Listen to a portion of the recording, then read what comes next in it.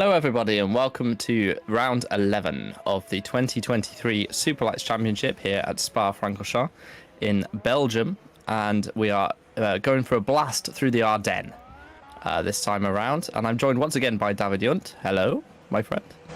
How are you doing? Toby. Hello everyone. Looking forward to this one. It should be a very exciting race. We are in the qualifying session and there is some rain. Now, what I like about Spa is it does provide a variety of weather conditions. Sometimes it can rain, sometimes it's sunny. Oftentimes the FIA delay the start for a few laps. Thankfully, we don't have that problem in GPVWC, so you will get a full race, and I'm very excited about it. Same here. Really excited. Like, already seeing. I thought the rain would not return, or not that early, if at all, but it's already making me even more excited to see it happening. As I think we go into, I think we're qualifying, right? Yes. So obviously we have some rain in qualifying, and there's a little radar that Szymon Frelik has just sent us, and it does show rain for the next 10 to 15 minutes, and then a 10 to 15 minute break before more rain, which means, in my opinion, that we're going to have a wet start to the race, or at least in the first few laps it should rain. It'll be a dry, wet race. Who knows what's going to happen? To be honest, the weather's changed a lot in the last hour or two. It happened in FS1 last Thursday, if you were watching. But we're here for the Superlights Championship, and people are going for a variety of different wing levels here as well, David. Yeah, like Spa is always like, again, a mix, an interesting mix though. I mean, you've got the speeds of like Camel Straight and paired with the ultra fast sections of Blanchiment, and then you've got more technical ones like Le Camp. You've go through Pouhon, you've got Fagnier. All of them are also important for your balance of the car wing setting. So you've got a mix, and then at the end of the lap you also get the famous bus stop chicane. So whoever gets the best, balance in the car and can play with both will probably come out ahead as the fastest. Very interestingly, well, I think we're watching Dylan Platt at the minute, or it could be Heiger Poom, sorry. We're looking at him, and he's on soft tyres. It's Dylan, actually. And he's currently P2 in the championship. As you can see, McGorgy leads by a significant margin. It's his to lose, really, at this point. But we definitely do have a variety of drivers today who could steal the victory. Platt's one of them. Gobby's here as well, running a lot lower wing than McGorgy and Platt. So keep an eye out for the challengers today. This is looking to me like I'm quite a bit undecided yet, if depending of the rain intensity over the session, that either you have to get your best lap right off the box now, or in case it's not getting too worse, that through progression of the ideal line itself you could still get one in. But I think at this stage everyone's just trying to get a really good one out directly at the start of the session. Yes, here. Yeah, they are, and there is a dry line because it was raining in practice. But Platt looked like he went through Eau Rouge fairly comfortably, actually, and he's now through the Fagnier chicane. He's still making the apexes, doesn't look too twitchy, so Platt could sneak a lap in here on those soft tyres. I'd imagine most people have gone out on softs. You can check on race-view.com. Sandeep Singh is out on inters, as is Brody Lawless, but most people have gone for softs. Stavros Mazaidis is another one on the inter tyre, but most drivers out there on the soft tyre trying to get this lap in before the rain really increases and the intensity ruins their lap. Michael Ayers has actually gone purple in the first sector. It does say Platt on your screen has gone purple, but Ayers is on a quick lap as we speak, and there is no McGorgy. He's in the server. Sorry, he's just P13 for some reason, but yes. It does look like you can get one lap in on the softs, and then maybe the rain will put pay to any further laps. A good middle sector from Platt. He's 7 tenths faster than Ayers, so Platt currently looking like he might be the one, although McGorgy's just gone a couple of tenths faster in the middle sector, so it's going to be neck and neck between Platt and McGorgy. Platt coming through the final bus stop chicane. He crosses the start-finish line now, set to 49.6, which is second half what practice was like. Here comes McGorgy then.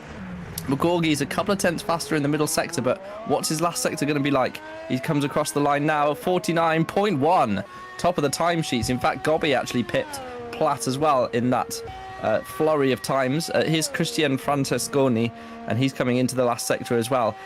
He is a few tenths down, actually, on that pole time set by Owen McGorgie, our championship leader. I think the rain intensity is going to put pay to any further laps in this session, but we'll see. We'll keep an eye out as Francesconi goes P2. What an end to his lap. That was a great final sector, actually. Faster than McGorgie's. He's obviously running a fair bit of wing. Here comes Singh. So Singh on the inters, look, it's not worked. It's not worked for Sandeep Singh, and he might struggle to get through the rest of the session now, considering that the rain intensity is increasing. He's boxed for softs, presumably. He's boxed anyway. Brodie Lawless crosses the line 5 seconds down. It doesn't look like the inters are working, David. No, not really. At least I could say you can't go wrong with inters this time for in Brodie's case of tire choice. But yeah, it's not working out. It's not working out. Like we already see that like the softs were still working well, and Owen with that middle sector. This is really like he saved himself. Like the whole middle sector was so much quicker, so he could go first. But yeah, inters. I think probably my choice would probably also be go as quick out as possible, put the lap in, and don't think about inters. It's too slow. Yep, no, I agree, because it was still dry at the end of practice, so it was literally just started to rain. It is a long outlap here. It's 1 minute 50 plus for the outlap, so it gives time for the rain to come down. But it was always going to be fastest to be out on the soft straight away. And as you can see from Fabian Baller, he's got the soft tires on, not going very quickly anymore. So that weather is increasing. It's making the track wetter, and people are struggling. Van der Voort's on an outlap, but most people actually in the pit lane are on outlaps now. So just to tidy up a couple of bits of admin from the last round. So as you mentioned, Brodie Lawless had some tyre selection issues. He was on the wrong tyres. There is something you can do if you select. There's an upgrade option for all compounds. And he selected that and was on the wrong tyres for the race, so he got disqualified.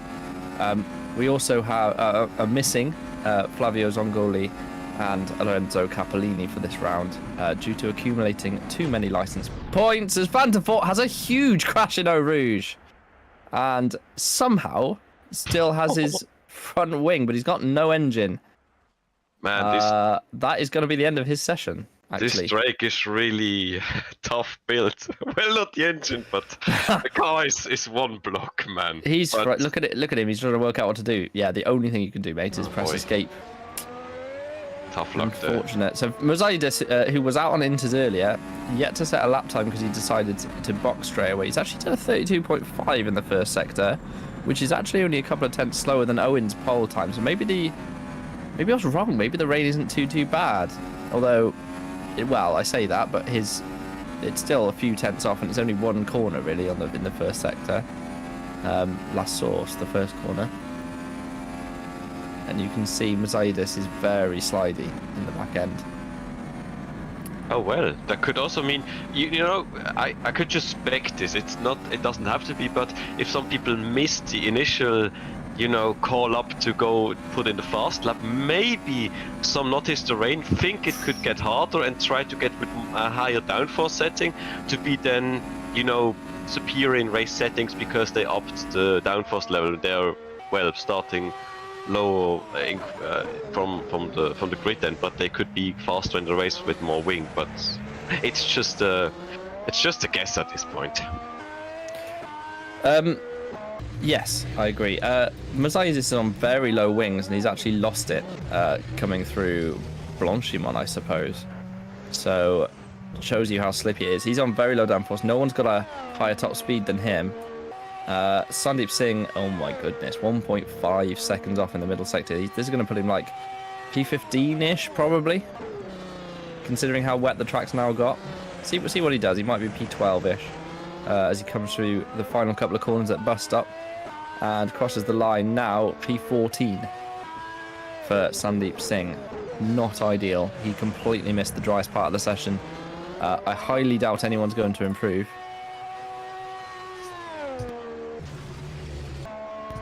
what happened to Mosaidis then through Szymon? Talk us through this, David.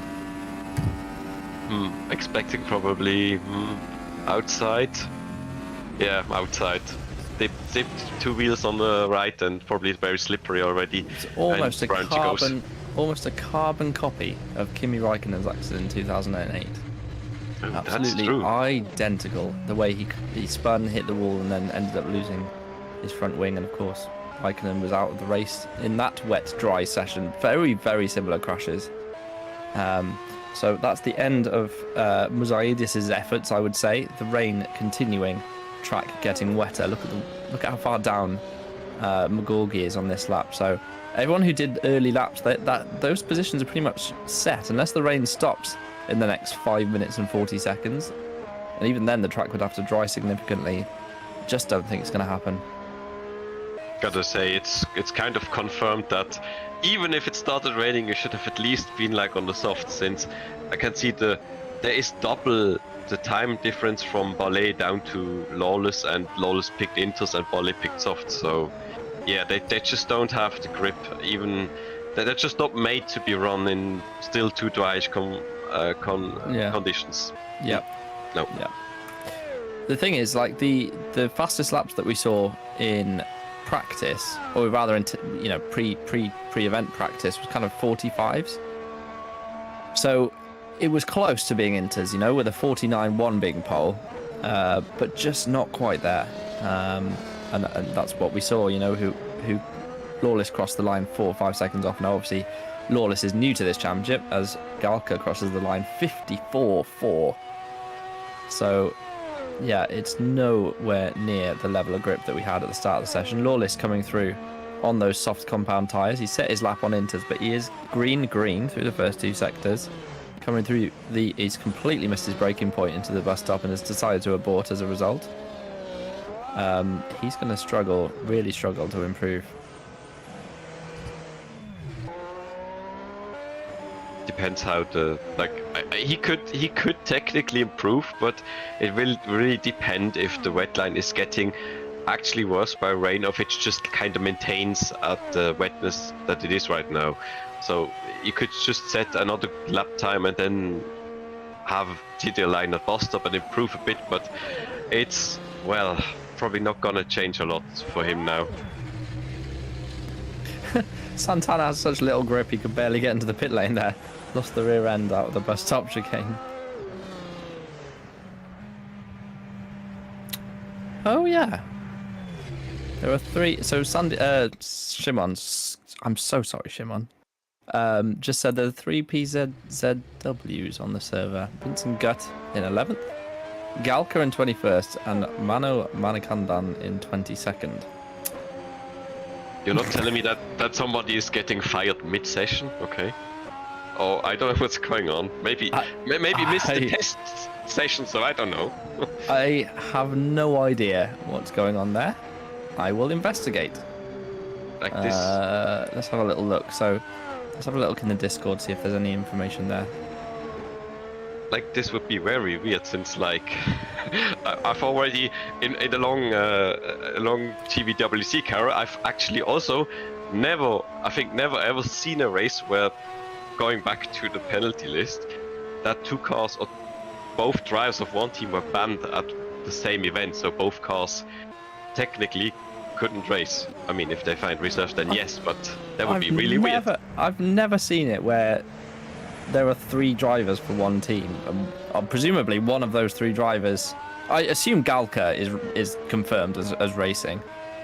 But it's between Gutt and Manikandan, and there's some miscommunication there. One of them is going to get disqualified, undoubtedly. I've seen all 3 being at least signed up to the team, so they have to decide now who gets the 2 Who's spots. running that team? A Polish outfit at least. Alexander Rogosha is running it.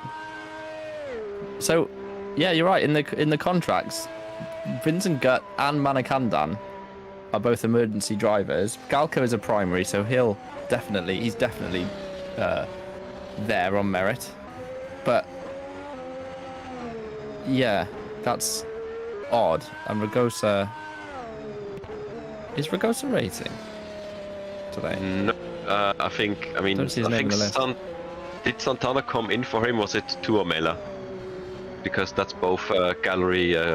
Well, both. Well, Santana and Tuomela are both in the server, right? So, yeah. So Ragosa's not here. Okay. I don't know what's going on.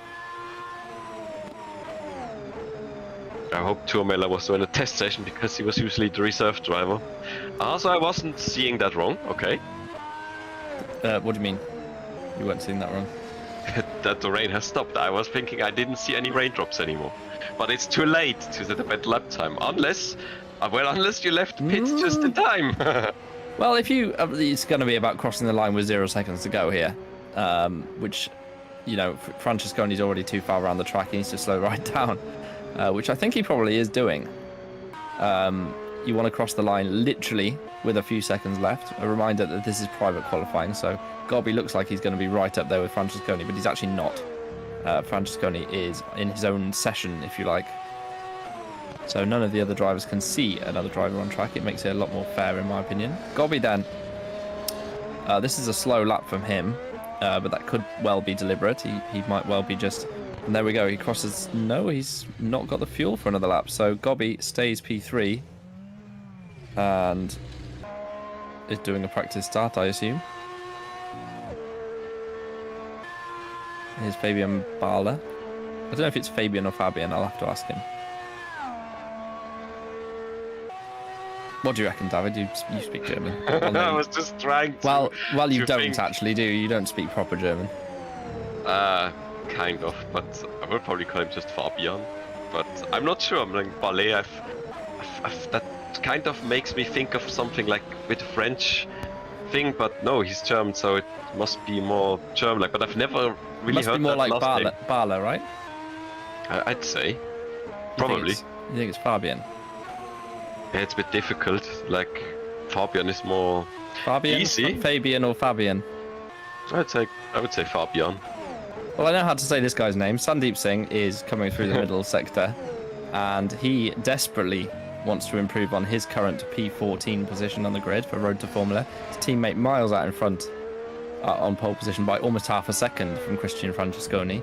A green middle sector for Sandeep, so maybe the track is drying enough for him to be able to improve. He is still best part of 1.5 seconds off Magorgi's pole time.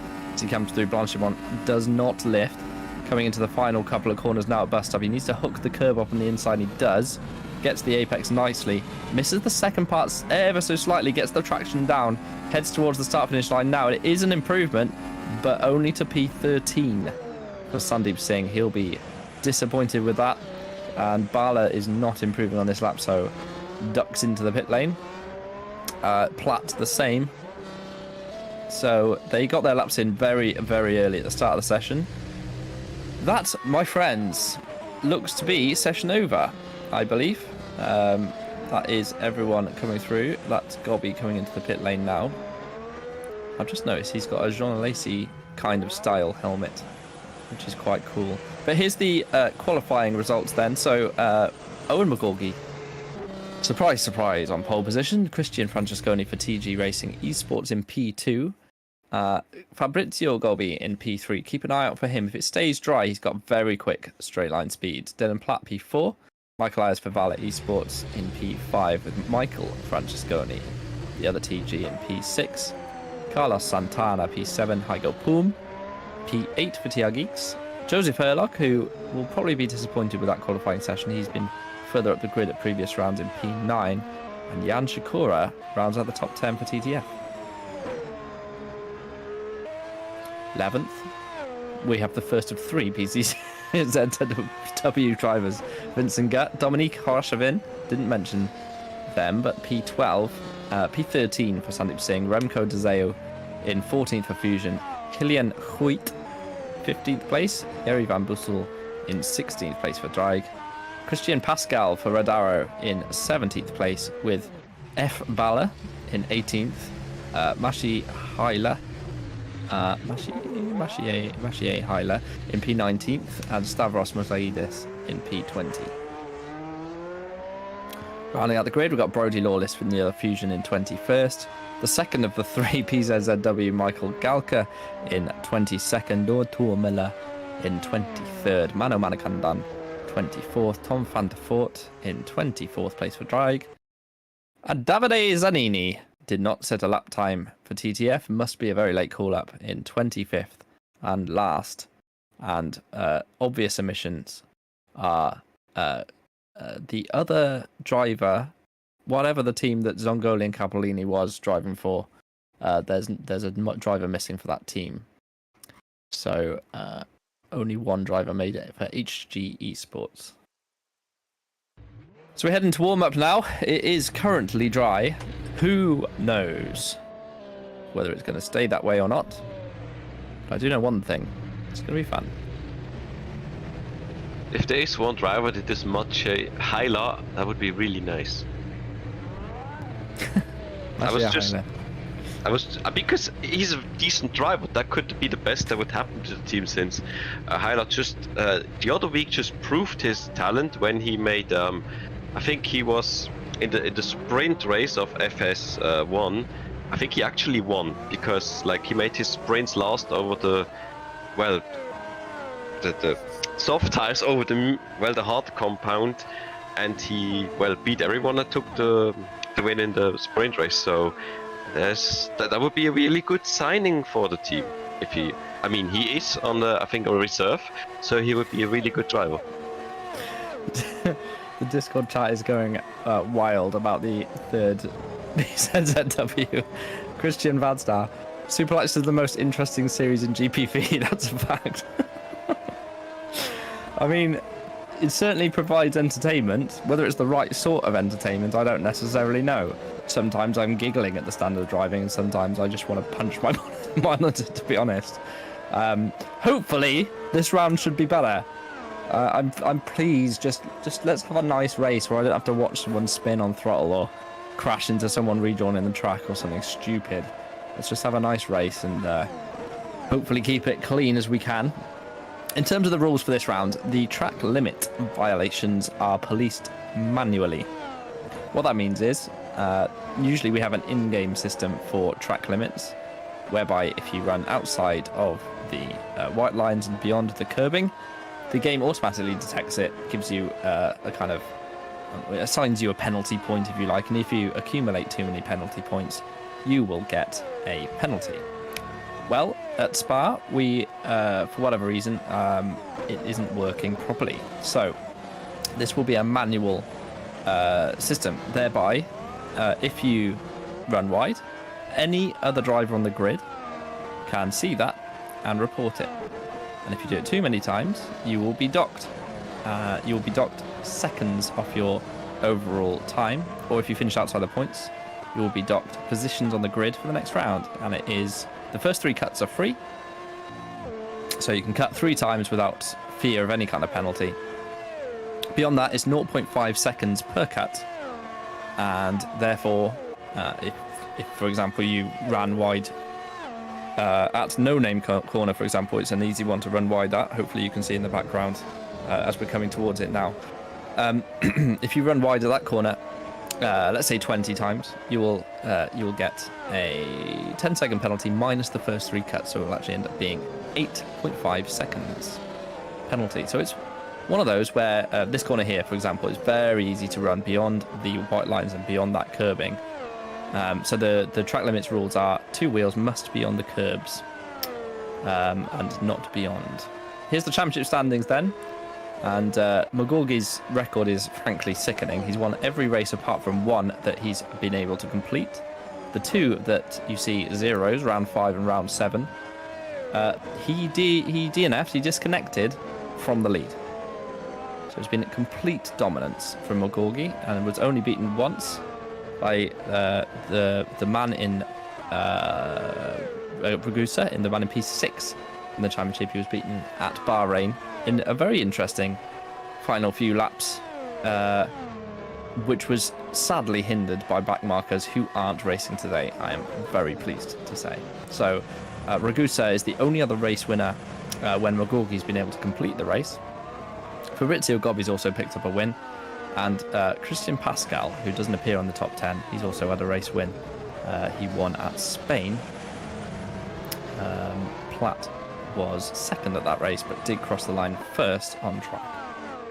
But was adjudged correctly, probably, by the DC to have overtaken beyond track limits, which I think was a fair call.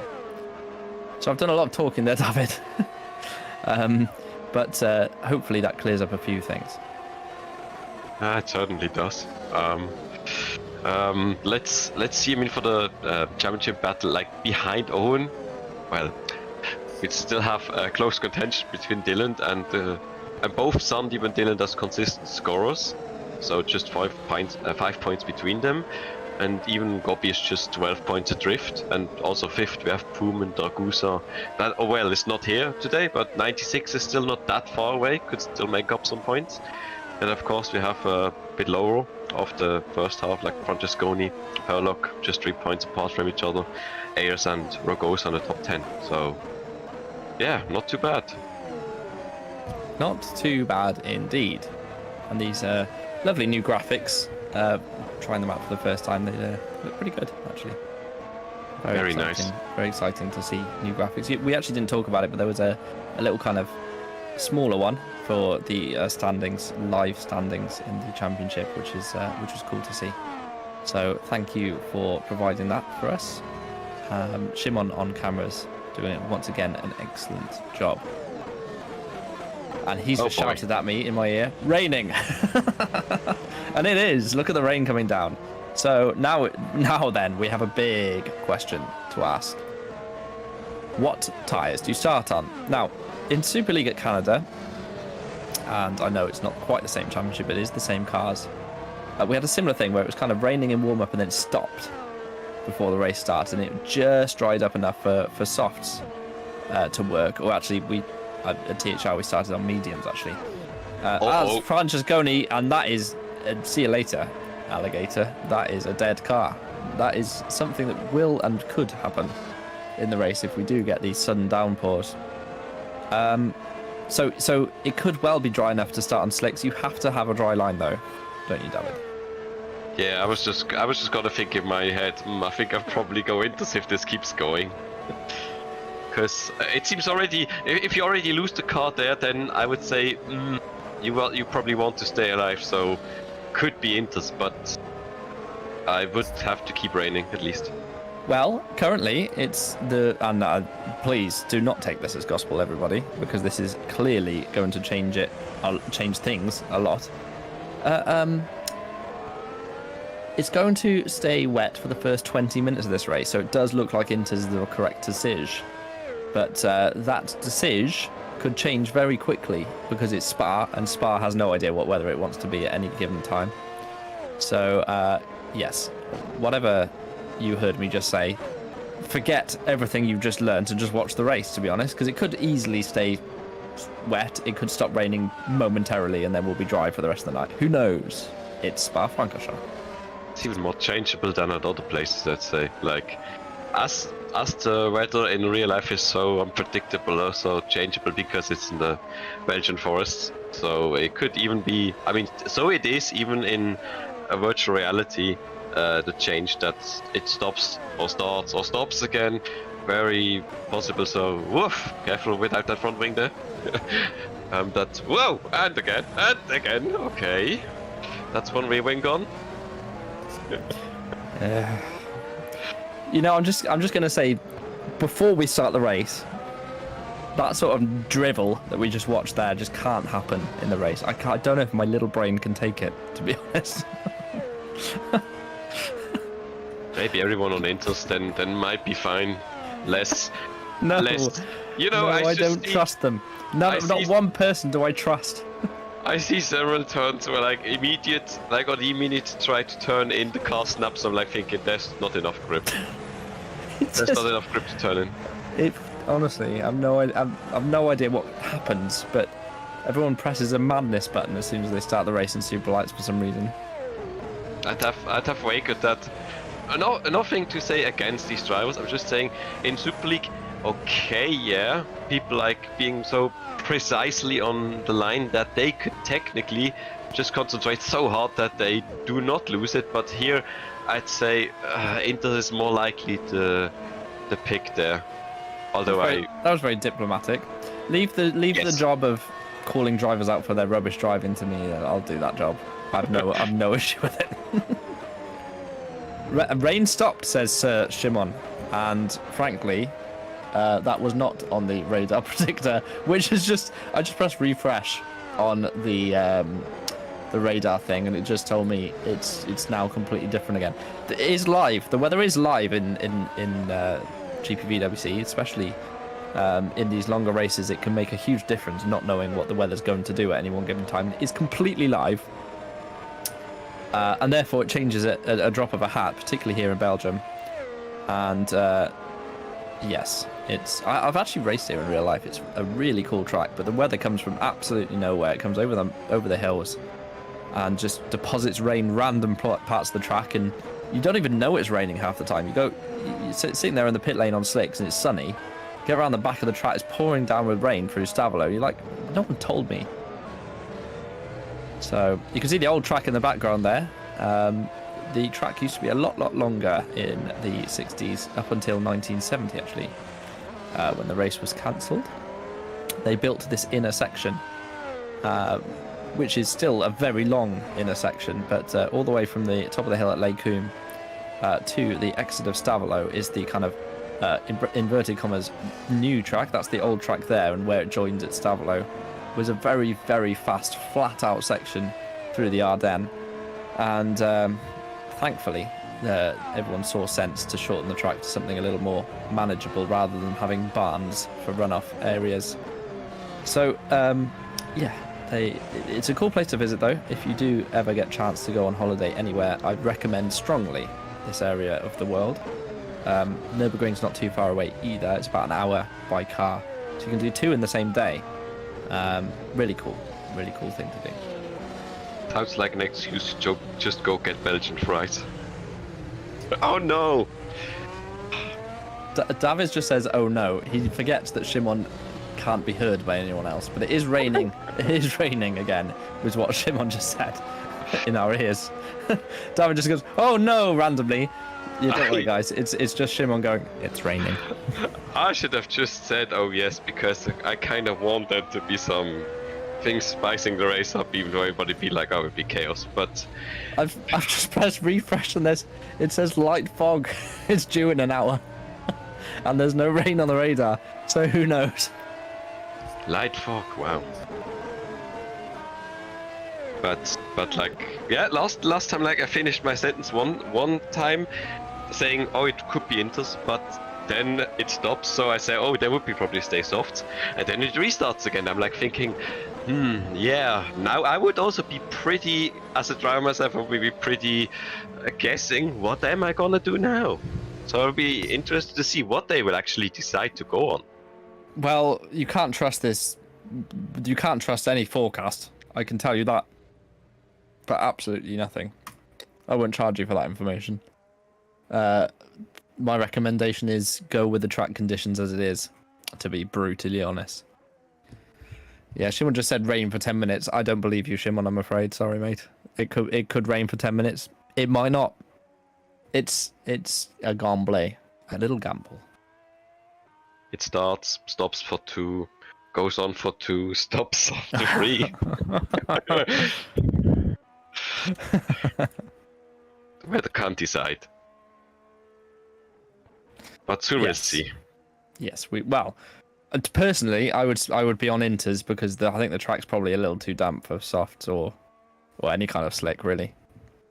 But I'm not driving. I'm watching other people drive and commentating on it, and that's what I do. And hopefully, it will be nice and clean. Though I fear the worst with this lot. I mean, if you're own, you could risk, but if you're down the grid, especially with trying to pass, you're just setting one feet or one tire wrong and you're spinning, and it's not just going off, really, just spinning and then you're gone. That's Spa, so... Owen will be on Inters. He'd be a madman to be on anything else. Inters are the safe choice, I would say. But Right. I was I just don't gonna know. say, wait, he isn't. But no. 'Cause We'll let's kinda momentarily take the find safe out what option. everyone's on. You can go to race-view.com and find the GPVWC sim racing server if you want to see what everyone's on tires wise. The blue tires are softs, green tires are mediums, purple tires are hards, and then and then red is a wet tire of some kind. I'm so sorry that they're that way round on RaceView. It is what it is.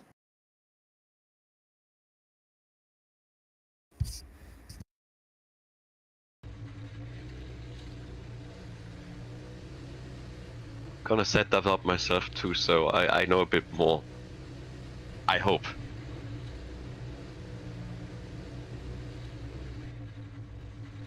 It's taken an awfully long time for us to move to the next session, to be honest. Ah, there we go. And the cars are now lining up on the grid. And people are changing their mind about the tyres. It is raining. You can see it physically is raining on the screen. Well, if you're watching on anything better resolution of like 480p, you'll be able to see it's raining.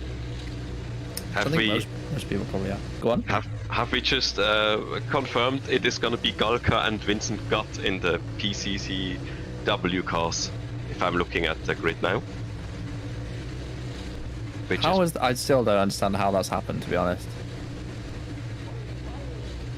But there we go. Well, at least we've got a resolution to it, and we're not starting the race with 3 PZZW.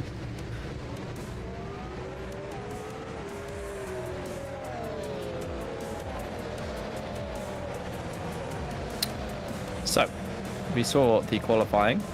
This is the grid based on that session. So, Gorgi starts P1 for Road to Formula. P2 is Christian Francesconi for TG. Third on the grid is the TX3 driver of Fabrizio Gobbi with Dylan Platt for TR Geeks fourth. Fifth is Michael Ayers for Valet Esports, and sixth, Michael Francesconi for TG, with seventh place Carlos Santana for Gallery 82 and TR Geeks driver Heigl Poom in P8. Ninth on the grid is Joseph Herlock for Red Arrow, Jan Shakura for TTF in 10th, Dominique Horashavin in 11th place with 12th, and disappointingly for him, Sandeep Singh for Road to Formula. 13th is Remco Dezeo for Fusion, Hillian Huit in Team Balash's car for his 14th, Gary van Bussel in Dreig Racing's 15th, and 16th on the grid is Christian Pascal for Red Arrow. 17th is Fabian Bala for TX3, Maciej Heiler for HG is 18th, Stavros Musaidis is 19th on the grid, and Brody Lawless is 20th. 21st is Michal Galka, 22nd Noel Pulmella, Tom van der Voort in Dreig's second car is 23rd, with Davide Zanini in 24th, and Vincent Gutt is P25 on the grid for PZZW. There are now only 2 cars for them, so well done guys for sorting that out. There is quite a significant dry line, by the way, and quite a few drivers are looking like they're going to start on soft tyre. Wagorgi is one of those. In fact, the top 3 are on soft. Dylan Platt's gone inters. So, once again, a big old mixture of people doing a big old different set of stuff. Is Michael Ayers on hards? Is that genuine? Why is Michael Ayers on hards? He'll get disqualified if that's the case.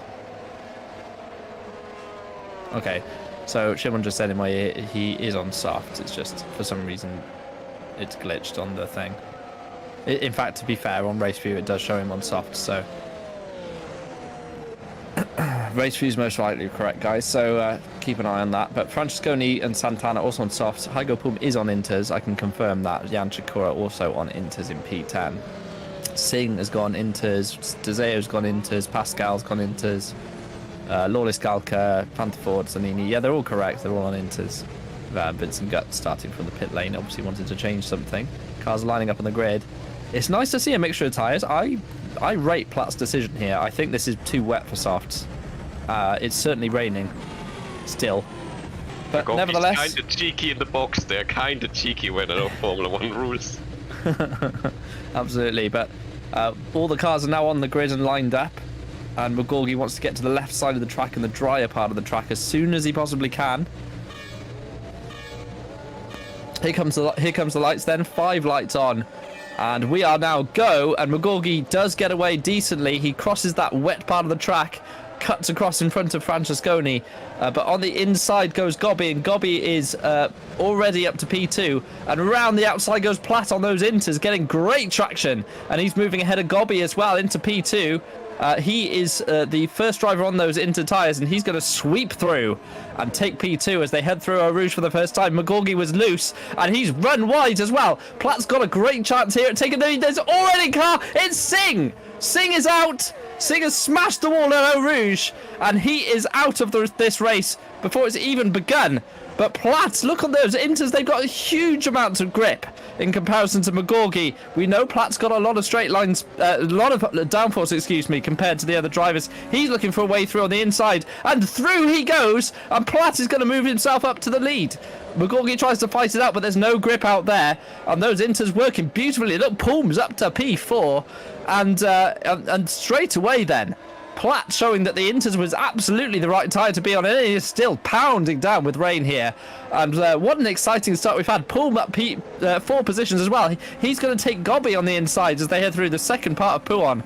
Thinks better of it as they head towards the Fania chicane for the first time. But Palm's got so much more traction, so much more grip on those inter-weather tyres. And he comes through the second part of Fania.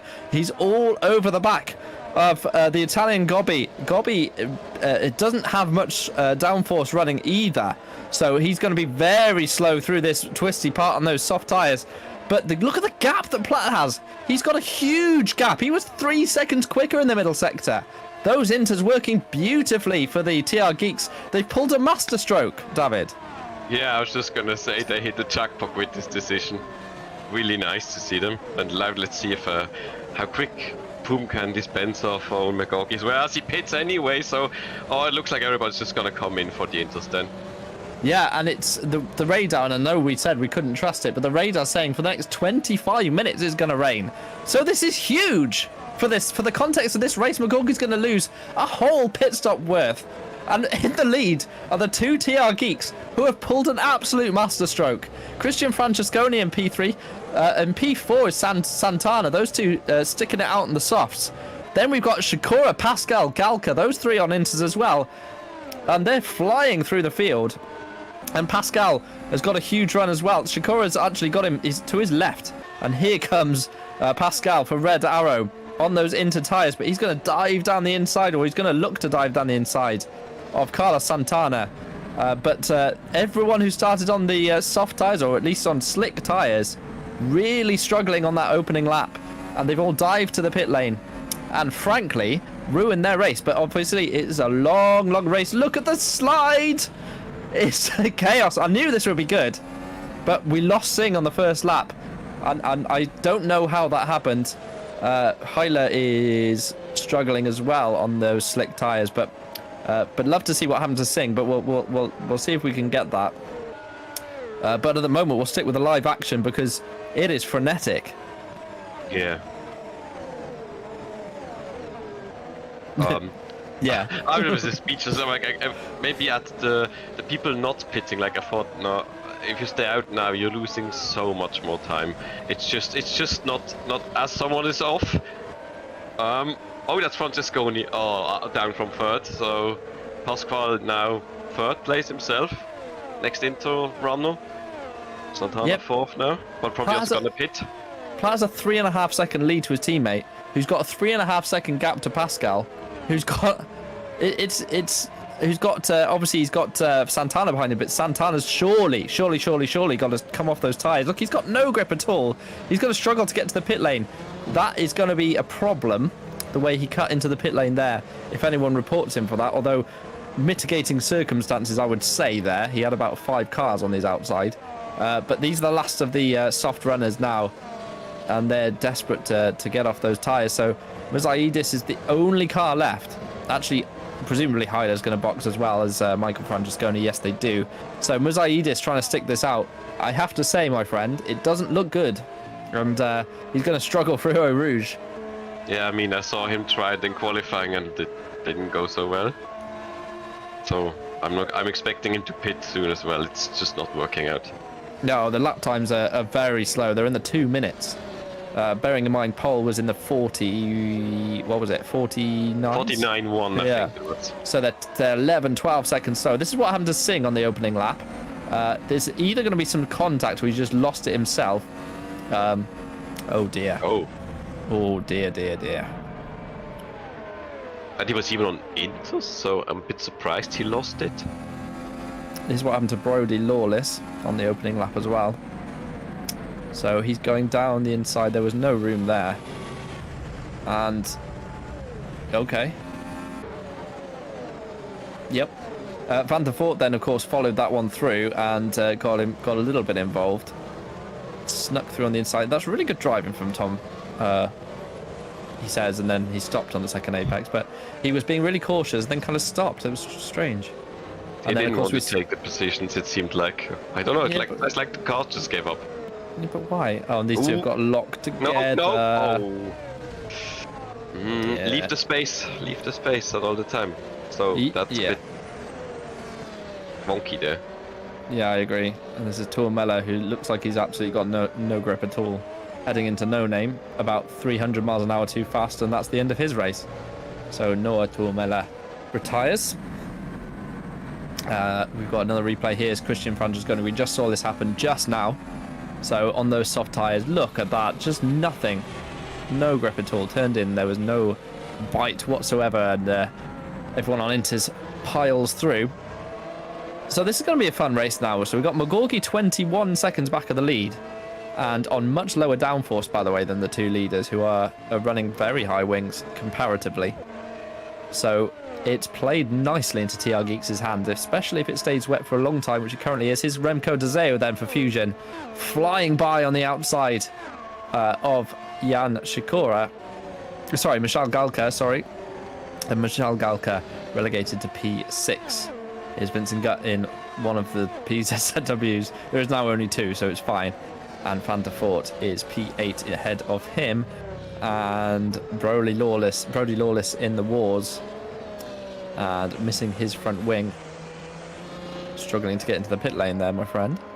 What happened to Brody then? Is this another Blanchimont on the outside curb problem? David? Well, a bit of a reverse Raikkonen. Like, I don't go the inside, I go the outside. Or, I mean, catching it, but then overcorrecting and off into the other wall you go. It's so easily done, isn't it? The overcorrecting thing in these cars. Once they get sideways, they're designed aerodynamically to run forwards.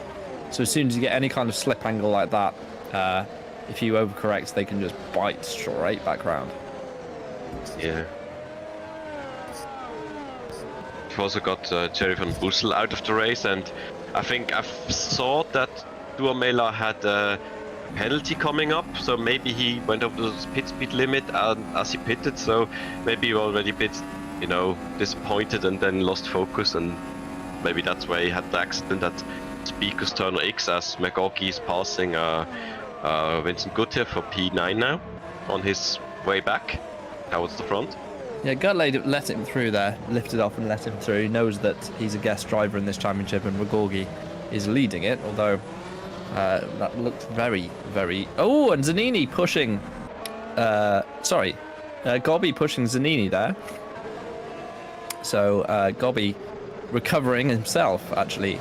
And sort of in the race of those who didn't start on Inters, that's a battle between him and McGorgy. He'll want to get up with Gutt. Hopefully Gutt lets Gobby through as easily as he let McGorgy through. Quite aggressive curb taking there. I was a bit worried about stability, but his car seems to handle it very well, as he now also takes Tom van der Voort now for P8. The rest is coming streaming into Le Compias. Ooh, Frelik with a slight moment, but studying the back end of Mike Ayers' Valet car. Yes, running very close to Michael Ayers. Gobby's just catching up with Gutt here as well, so I'd like to watch those two if we can, because that Gutt's the plug here. He's kind of out of position compared to where he qualified considering he was on, you know, he's a guest driver, so and he is definitely not letting Gobby through. So he let McGorgy go very easily, and then isn't letting Gobby go through quite so simply. So not sure why that necessarily would be, but Gobby's now bottled up behind Vincent Gutt for PZZW. Yeah, Vincent seems to take it very carefully because as a standard driver you're also not used to the car, so I can understand that, like as I said, seen Good and even Sonini did not have to pit, so they start on the inside, if I remember right, so they're probably just being very careful and just don't want to, you know, take a step too far even on the inter, so it might come across as being way too slow, but at Pooh you probably have other thoughts than looking into the rear mirror. No, of course, I'm just making a you know, he literally kind of looked like, in fact, Gobby's boxing. Why would he do that? Wet? Maybe? It was probably too early, but... It's not wet, surely it's not wet. I had to have no other, you know, guess as to, like, lap 60. Oh, he is. He's going wet. Well, to be honest, he doesn't have much to lose, and the wets do last for literally a lifetime compared to the inters. So the lap times are slow. They're in the 2:05s now. It does look very wet out there, and the rain is definitely not ceasing. You know what I'm saying. It's not reducing in any way. So he's going to give the wets a go, although he's now put himself, in effect, 40 seconds back of the lead. So this is why you kind of don't want to pit too many times if you can help it. The fewer stops you can make in changeable conditions, the better. Szymon himself actually did this to perfection last year at Baku. Stayed out on the inters for a very long time, saved himself a pit stop, and ended up romping away with a victory in that race. So Szymon Frelik in Superlights last season at Baku, a prime example of the fewer pit stops that you make, the better your end position will be, and Gobby's 40 seconds back. So, you know, it might be a few seconds a lap quicker, but he's not going to make up 40 seconds. There's a replay of Platt, who still leads, by the way, so this will just be a minor error. Or is it the bi-weekly Dylan Platt lag? No. What? Sort it out, mate. Like, I swear to God. What was I gonna say? Like, I was starting wondering if this, like, slight glitch also cost him a few tenths because oh no, that's the end of his race then. It literally is. He's now given up. Frankly, for the best. It's twice he's been in the wall, and he also did a half spin on someone earlier in the race. So okay. Interesting. I mean, it is very wet out there, but well, this was my point. You know, Platt is actually only 4 seconds off the lead, so not too bad for him. But double stacking. Okay, everyone thinks it's too wet now for inters. If anyone hangs it out there on inters and it stops raining, or at least reduces in terms of the amount of rain that goes on out there, then they'll be definitely in the pound seat, if you like. It's interesting, definitely. Gobby's last sector was quicker than everyone else, by the way, on track, so it's definitely now wet conditions. It's just it has to be like this, because me from kind of experience racing them, as soon as it stops, they are really bad. So they really have to hope it keeps like that. But if I see the onboard turbo Platt, yeah, it's gonna stay like this for a while. As he's following Shikora now. This would be a good comparison, actually, staying on board here with Platt, because Platt's obviously on those fresh wets. Shikora on used inters. And it doesn't look like significantly quicker for Platt at the moment, though of course he may just be biding his time. Got a lot of understeer in that car. Will definitely though take maybe a bit more time to find the opportunity to pass here, unless he feels brave, which I would not recommend though. But he could exit. It's played out brilliantly for the TR Geeks guys, though. I mean, they're now, if it is genuinely too wet for the inters, which Platt made that look quite easily, actually. Waited for the straight and just blasted past, and we'll see how much of a gap he opens up compared to Shikora. but it's worked out really well for TR Geeks, absolutely, yeah. Played a masterstroke starting on the Inters, and okay, so everyone has decided those wets are the tyre to be on now. So Pascal and Shakura in. Of course, the Inters do wear, and they do have a point where they've worn too much, and potentially that is now, I don't know. Difficult to say, to be honest. Like, we've not had, I think, a race that was as, you know, consistently getting wetter in like Super League, where I could like tell, like Montreal, well, maybe, but as Silverstone wasn't. It's difficult to say since it really needs a wet track, but it definitely is. But yeah, we'll see now, as everyone is like kind of even see here, following each other through Eau Rouge and Radillon.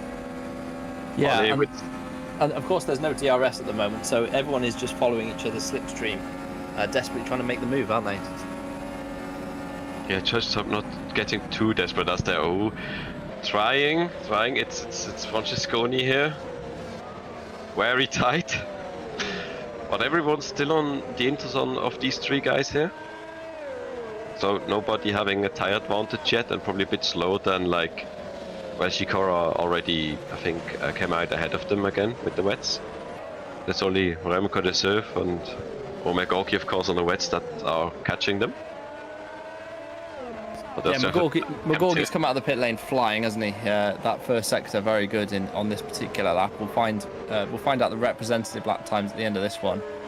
But everyone is definitely everyone on the Inters is definitely struggling now. But I'm going to bring back the point I made about our friend Szymon on the cameras today at Baku. Is Van der Voort is going absolutely side by side here with Christian Francorchamps, who doesn't give up easily, and he's going to run him out of room as well. Francorchamps still, look at this pack of cars actually. Oh, a big slide there. Oh, and Barlett is just kept out the wall. Well done, Fabian. All three wide. Oh, no. Megorki's there as well, and he's got a car on the inside. He's just about got away with that. That was brave stuff from our championship leader. But of course, with such a big championship lead, he doesn't actually have to worry too much, and he's flying by these guys who've stuck it out on the Inters, and it's definitely too wet, and they're all bailing to the pit lane now. So Megorki moves up to P7. He is recovering his race somewhat. Looks like Galka and Francorchamps have still continued with the Inters. They're hoping it might reduce soon, at which point it might be too late, as at least Owen Megorki has caught up to him now.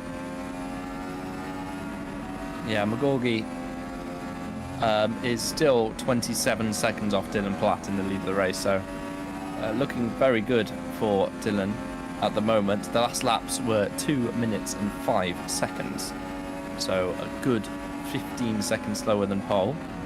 And yeah, it's so easy on those wets, isn't it, compared to the Inters that Francorchamps there was on.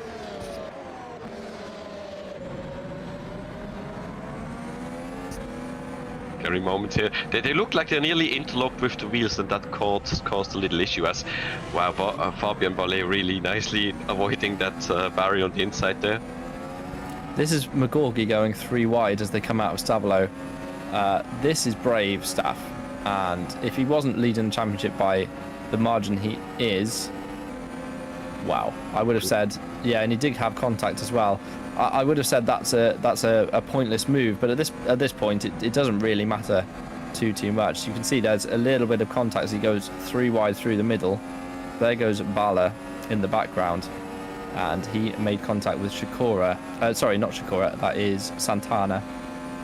And Santana thankfully backed out of that one. And of course Megorki then just got the run into the final chicane on Van der Voort. Looks like kind of also Owen probably reacted a bit to, I think it was Remco de Surf going even on the grass, so he kind of had like nowhere to go and ended up on the inside. As we have Galka now bailing for wets himself. Yeah, but he's 5. So Galka on those Inters was 5 seconds a lap slower on those Inters compared to the wet runners. So it shows you how slow the Inters are at this stage with the amount of rain there is and how wet the track is. It's soaking wet. The spray is huge, and yeah, everyone on Inters will be boxing as quickly as they can for wet tyres, I'd imagine. definitely. I mean, no, I know everyone's will be on wet here. Galka is still coming out in P8. That's really nice for him for PCZW right now, as both cars are currently in the points. And Gobby is just right behind them there. Couldn't make it past before Lecombe and Rouge and Dion, as they are approaching Lecombe, and he goes to pass Galka here, seems like. Yeah, Galka is been swallowed up, and after he pitted for those new wets, although Gobby's ran wide, they're going to go side by side through the second part of Lecombe, and through goes Galka again. So yeah, that didn't work for Gobby, and in fact, he's now got a Herlock size issue on the inside of him too. But Pascal, how many positions has Pascal made up in this race? It must be 12? He came from like P15 or something, if I recall. Yeah, possibly. 13. Look at that. 13 places Pascal's made up. And all that because he started on inters and pitted for wets, and he's done 1 stop compared to the likes of McGorgy, who's done 2. And it makes such a huge difference just to reduce the number of pit stops. McGorgy flying, by the way. But it's not going to be enough. You know, the 2 TR Geeks are running much more downforce too. They are the 2 fastest cars on track. Their last laps, 2:06.0 for Platt. See what happens to McGorgy this time round. He's coming through the final sector now. This is Vincent Gutt and Stavros Mosaidis. Stavros still out there on the inters, the only driver left on those tyres. Not sure why he's sticking it out quite so long. He seems to like that favor that strategy. Like, I don't know, the first times also stayed a bit longer out on the dry tires, as he now pits as well.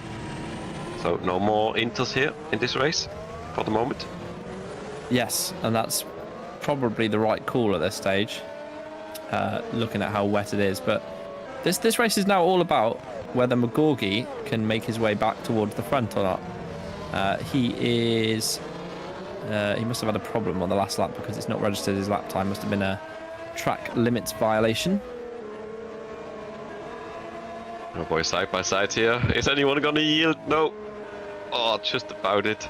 Santana makes the pass here on Francesconi for P13. He's coming back again. Yeah, Francesconi Christian this is. They do like a battle, the Italians. I'll give them that. And he's going to swoop in. That's brilliant stuff. Brilliant stuff. Oof. Right on the edge, and didn't make too much contact, if any at all. And Francesconi holds on. That was really good driving from the pair of them. Can't just agree there. Nice. Just tight but fair. Really nice. Yeah, the onboard will be fun here because I reckon Santana barely, if at all, flicked the rear wheel of Francesconi, who just gave him enough room on the inside. He knew he was still there. That's just great stuff. The tiny little tap, but frankly, considering the conditions, that's superb driving from the pair of them. Well done. Definitely already tough enough as it is, but as much given as possible there. Being really good race so far. Everyone's trying their best. Tell you who else is having a great race. Once again, by the way, Horashavin. P7. A couple of weeks ago in Hungary, they had a great race.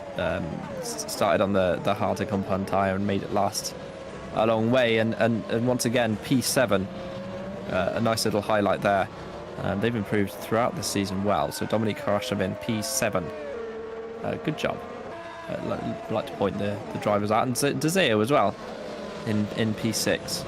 Both of those guys doing a superb job. Completely agree on that. Albeit 30 seconds off the lead, but still, it's the position that matters. Completely agree there. Like, already been surprised, but also happy to see that he's up there in the top 10 right now, and looks like he's massively improving there. So it's really good for the Barless team there. Jan Sikora has got McGorgy gaining rapidly, a second back, but Jan Sikora got to give a shout out as well in P4. Here's Francesconi Christian once again battling away, and this time through goes Santana, and Francorchamps had no answer that time round. But the main battle on track, and we were just looking at it, was Galka, Gobby and Herlock. Those three very close together, and they've got behind them Michael Ayers as well in P11. So this is 8th, 9th, 10th and 11th, right? So these guys very close on track at the moment. Galka's doing really good here right now, like thinking Gobby, Herlock and Ayers, like with their, you know, previous pace over the last rounds, like they technically could just like jump on him, but he came out of the pits with a fresh set and he's keeping them at bay, and that's really strong right now. Yeah, it's a good point actually. Yeah, doing a good seems job. like Gobby seems even a bit strong, but then again his wets are like the oldest right now, so maybe he's also a bit struggling again, overheating a bit. Could be, so he's having trouble following. Yeah, but after having to pit on lap 1, he's made track position up as a result of stopping early for the wets. So it just hasn't worked for him the way it worked for McGorgy. We do know Gobby is running very low downforce. He's just missed him. He's just overshot the bus stop a bit. It's food for thought for Thursday for the Super League race as well, you know. If it's going to be changeable conditions, we know Platt and Poom, they are two of the slowest cars out on track in terms of straight line speed. First and second, because they're running higher downforce in these wet conditions, it makes a huge difference. So if it's going to be changeable on Thursday, if anyone's planned a medium downforce setup, they'd want to go to a high at this point. If it's going to be changeable. Obviously, these guys can't really change too much during the session. Oh, Maciej Heiler looks like he's out. And looks like he's missing some bits on that car when we just cut to him then. So this will be a wall moment. Where though? Okay. Oof. It's the worst place to lose your front wing, that. Was that still showing a dry tire? Or was he on wets? I mean, he must have been on wets, but yeah, that's a glitch, surely. It's probably the going back to garage graphic, I guess. Yeah. It's strange that he lost it still on the acceleration on the curb. But well, too bad for him and Blue Bolt there. Yeah, they're not having a great day.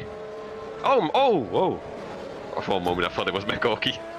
Well, it's still a driver. Santana's in the wars there, and what happened there to Carlos Santana? He's still got all his bits. So was this by himself? Was this fighting with Francorchamps? He's right behind Christian Francorchamps. If you look on the exit of No Name, could just be a bit too eager on the throttle on the curb. Yup. Oh, and the other Francorchamps very nearly collected him. He did keep it out of the wall. Ooh. Yeah, not ideal, reversing into the racing line, but he did manage to keep it away from the racing line. It's not too bad. And continues on, but lost a good chunk of time there. He was battling with Christian Francorchamps, and he's now, what is he, 6-7 seconds back of that. So, yeah, lost 7 seconds in that little incident. He's also out of the points by now. Too bad for him. Here's Joseph Herlock then, P10 for the Red Arrow driver. He's had some decent quality results, decent race finish results, never quite been able to challenge for overall race victory.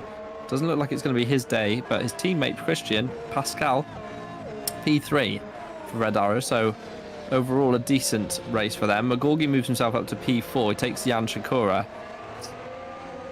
as they head through Lake Coombe, and we are on lap 14 of 36, just over third distance, excuse me. So plenty of laps left to go. Plenty of time for the rain and the weather to change. It is still drizzling out there. And in fact, the radar is now saying it's going to be moderate rain, which means effectively you have to be on wet tyres for the foreseeable future. So this probably will stay wet tyres to the end. It's going to be about whether people can make them last, because they do last forever, these tyres. There is a drop-off as Gobby got very close to losing his front wing there. Takes the anti-cut, does lose some time doing so. That's what they're there for. Quite late on the brakes. That's like bus stop now. Lecombe. It's trying hard. Maybe a bit too hard right now. Yeah, sometimes in these conditions you want to drive at 90%. A mistake is worth more. in these conditions than a little lock-up in the dry would be. There's a line forming now there, waiting to pass. There's actually a bit of a less wet line on the track as well.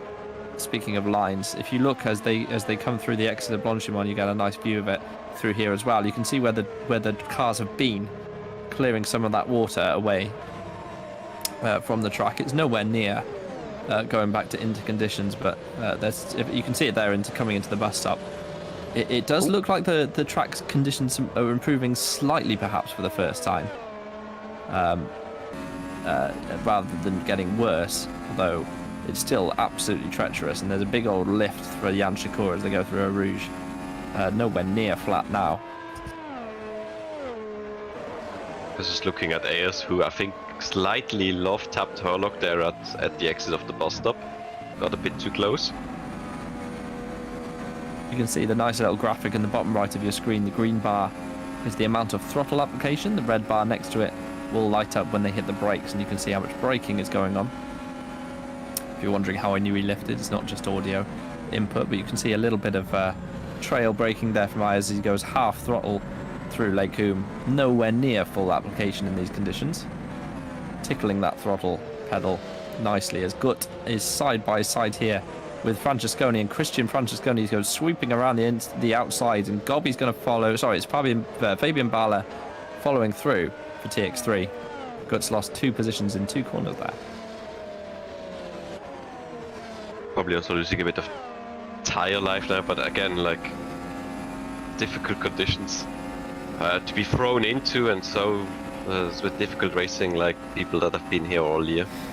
Yeah, it's more about the conditions than it is tire life. I would say on these tires they are very durable.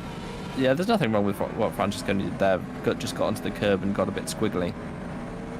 I'm surprised Vincent tried really hard to stay on the track. Maybe it could have even been fine if he just cut it a tiny bit, so not creating like contact, but it's difficult to say. You kind of want to stick to the track.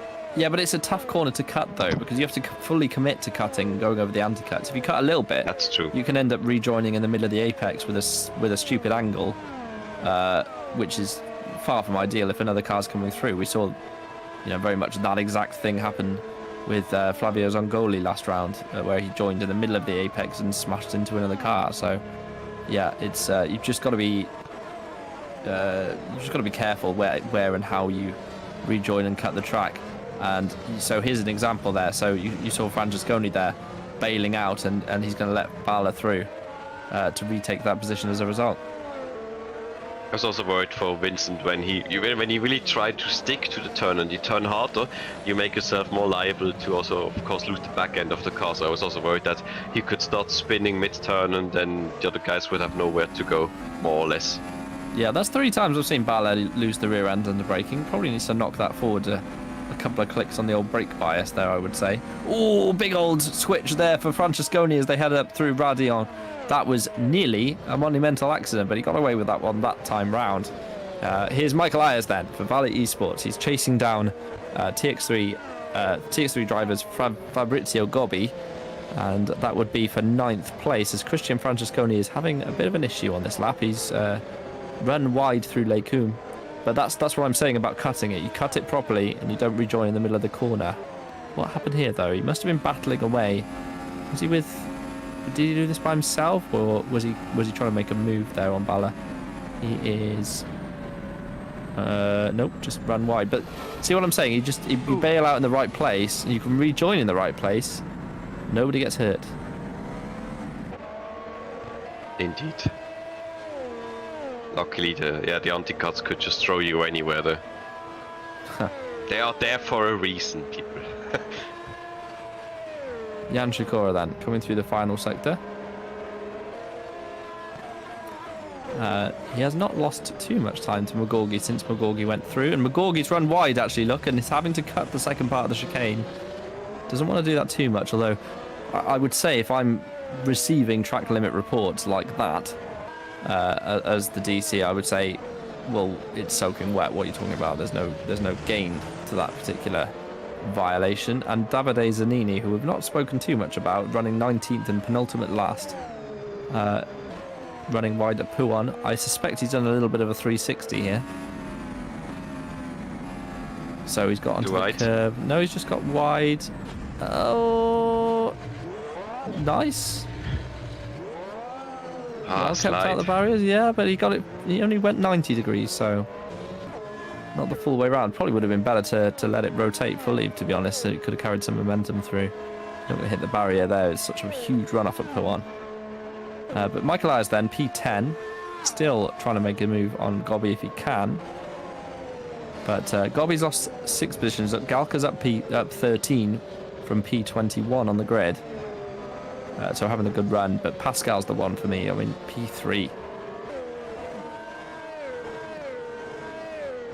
Yeah, really nice in gain. Like, also still impressed by Sikora. Not a great race since he came in, so looking like a top 5. Also by Remco Dessous in P6 right now. Francorchamps still 7th, Galka still 8th. So the group of Gobby, Ayers, Herlock has not managed to break his defense yet, and he's actually moving away from them.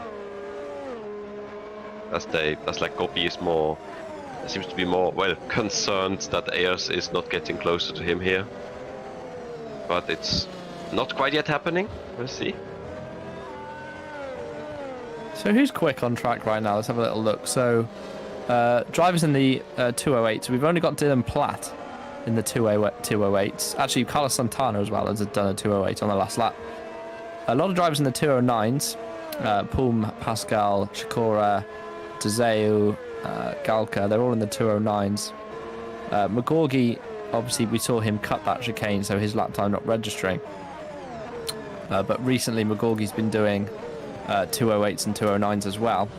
But a lot of drivers really struggling in these conditions. Vincent Gutt's done a 211.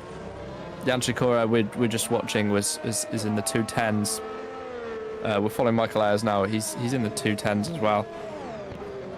So it's a battle out there. It is a full battle of the Ardennes for everyone out there on track at the moment. Just noticed that we're halfway through the race right now. It's already felt like a bit like ages, but we still have a second half an age to go. Wait till Super League on Thursday if it's wet. It'll be a good, fun 2 hours worth of wet driving. But do stick around, guys.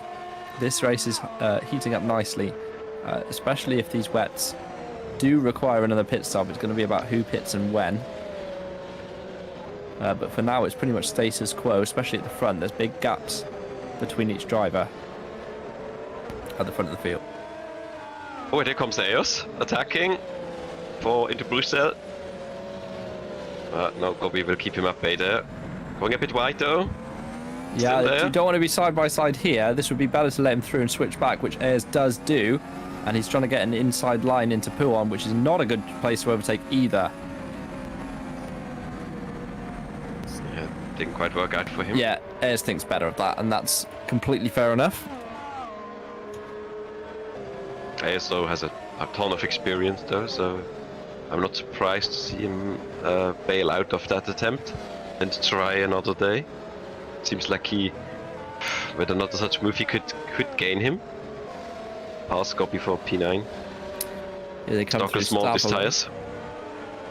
I like the Stavolo section. It's a good. Oh, and Ayers gets full throttle on the exit and gets a full sideways oversteer moment. That doesn't look that bad, but if you watch that on board, that's extremely scary when that happens. The cars go so quick, and by go I mean escape your control so quickly. Especially at a medium high speed corner, they're just extremely on edge. You have to have lightning fast reactions, and Ayers there was up to the task. Here then we've got Gutt and Santana is P14 as we speak. Vincent Gutt is now behind the Gallery 82 driver, so Santana has moved up into P14.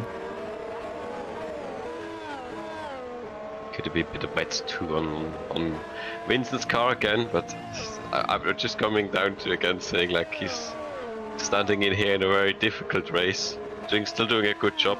As I see Michael Francesconi is in the pits now from like P16. Yeah, Michael Ayers tries again. Sorry. I don't know. Ayres on the outside here. Let's watch this battle before. Oh, and Ayres is brake too late. He's going to have to dive over the undercuts. He'll need to give that position back, Mr. Valley Esports driver, because you gained that off track, my friend. Seems more like goodbye. Well, Kind of. It's just looking like it. yeah. Well, in my opinion, that move was not fully made. Even though he was probably ahead as they turned in, it's Ayres' fault that he ran wide. Let's have a little look, especially if we can get the on board from this. To me, to my eyes, Ayres was making that move still. Even though they're side by side, you can see he is ahead. But in my opinion, that's still kind of making the move. So I think Ayres should be giving that position back, in my opinion. To mention even the kind of 2 car lengths gain, no 3 car lengths. That's a bit too obvious. In my opinion, what's happened here to Coroshavin? P11 he's in now. David doing his usual thing. Szymon just said, Coroshavin, what's happened? He's having an incident, and David just going, oh no! As if you guys can hear Szymon. But Coroshavin, what happened? What is going on? He's got no pedals. Look, he's got no input on his pedals.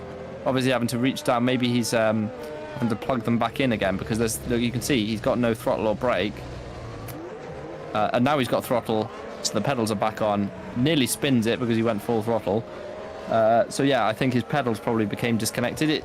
This is virtual sim. This is online sim racing. You don't have the same technical issues you might have in real life, but you do have hardware malfunctions of your own. Your monitor can, the cable can fall out your monitor. You can spill, orange juice in your computer. Anything can happen. And that was certainly a technical glitch of some kind. Here's Michael Francesconi then. He's trying to make his way by Davide Zanini for P17 and does so easily before Blanchimont. There's a yellow flag in the second sector of some kind. Someone's having an issue. I can't see who that would be. I'm sure we'll shortly find out. Plopping in and out. Maybe someone with a lost wing or something. Yeah, it's a lost wing. It's Tom van der Voort. That looks like Pujon again. He's stationary but hasn't quit back to the pit lane. Is he trying to get the engine fired back up? I mean... Well, at this stage it's probably dead. If it's off... Oh, it's still running. That's it's got 3,000 RPM. He's just on idle, but what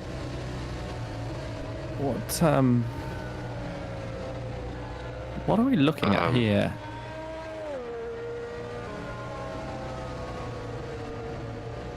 What are we looking at?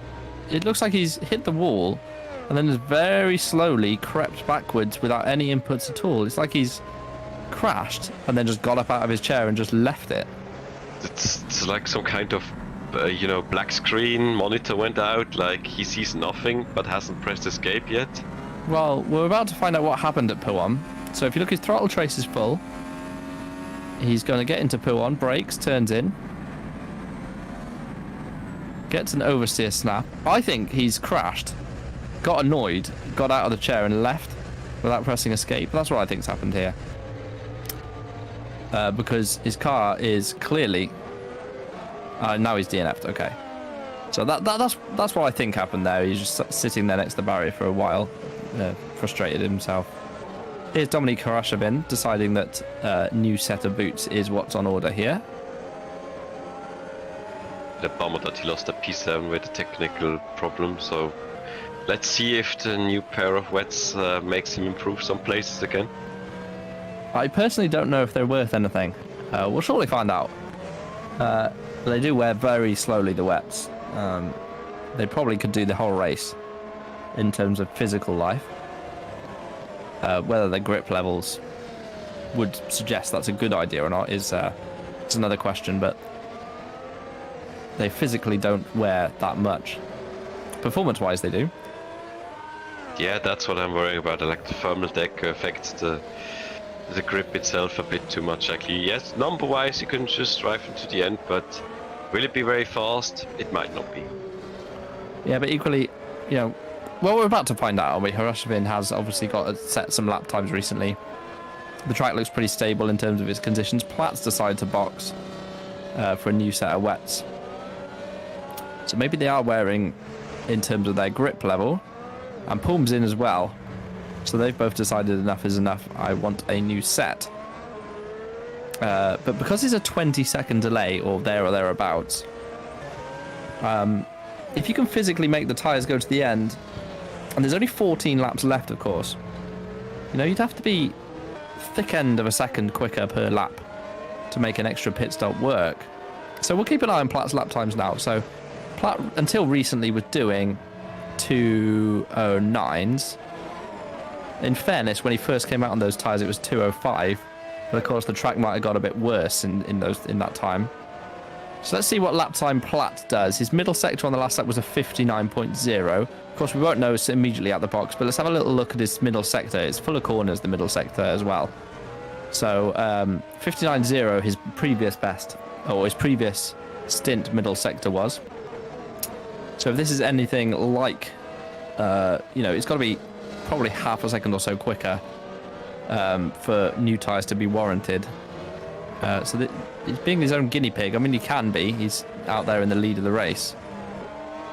Did we say the rain abated a bit or stopped?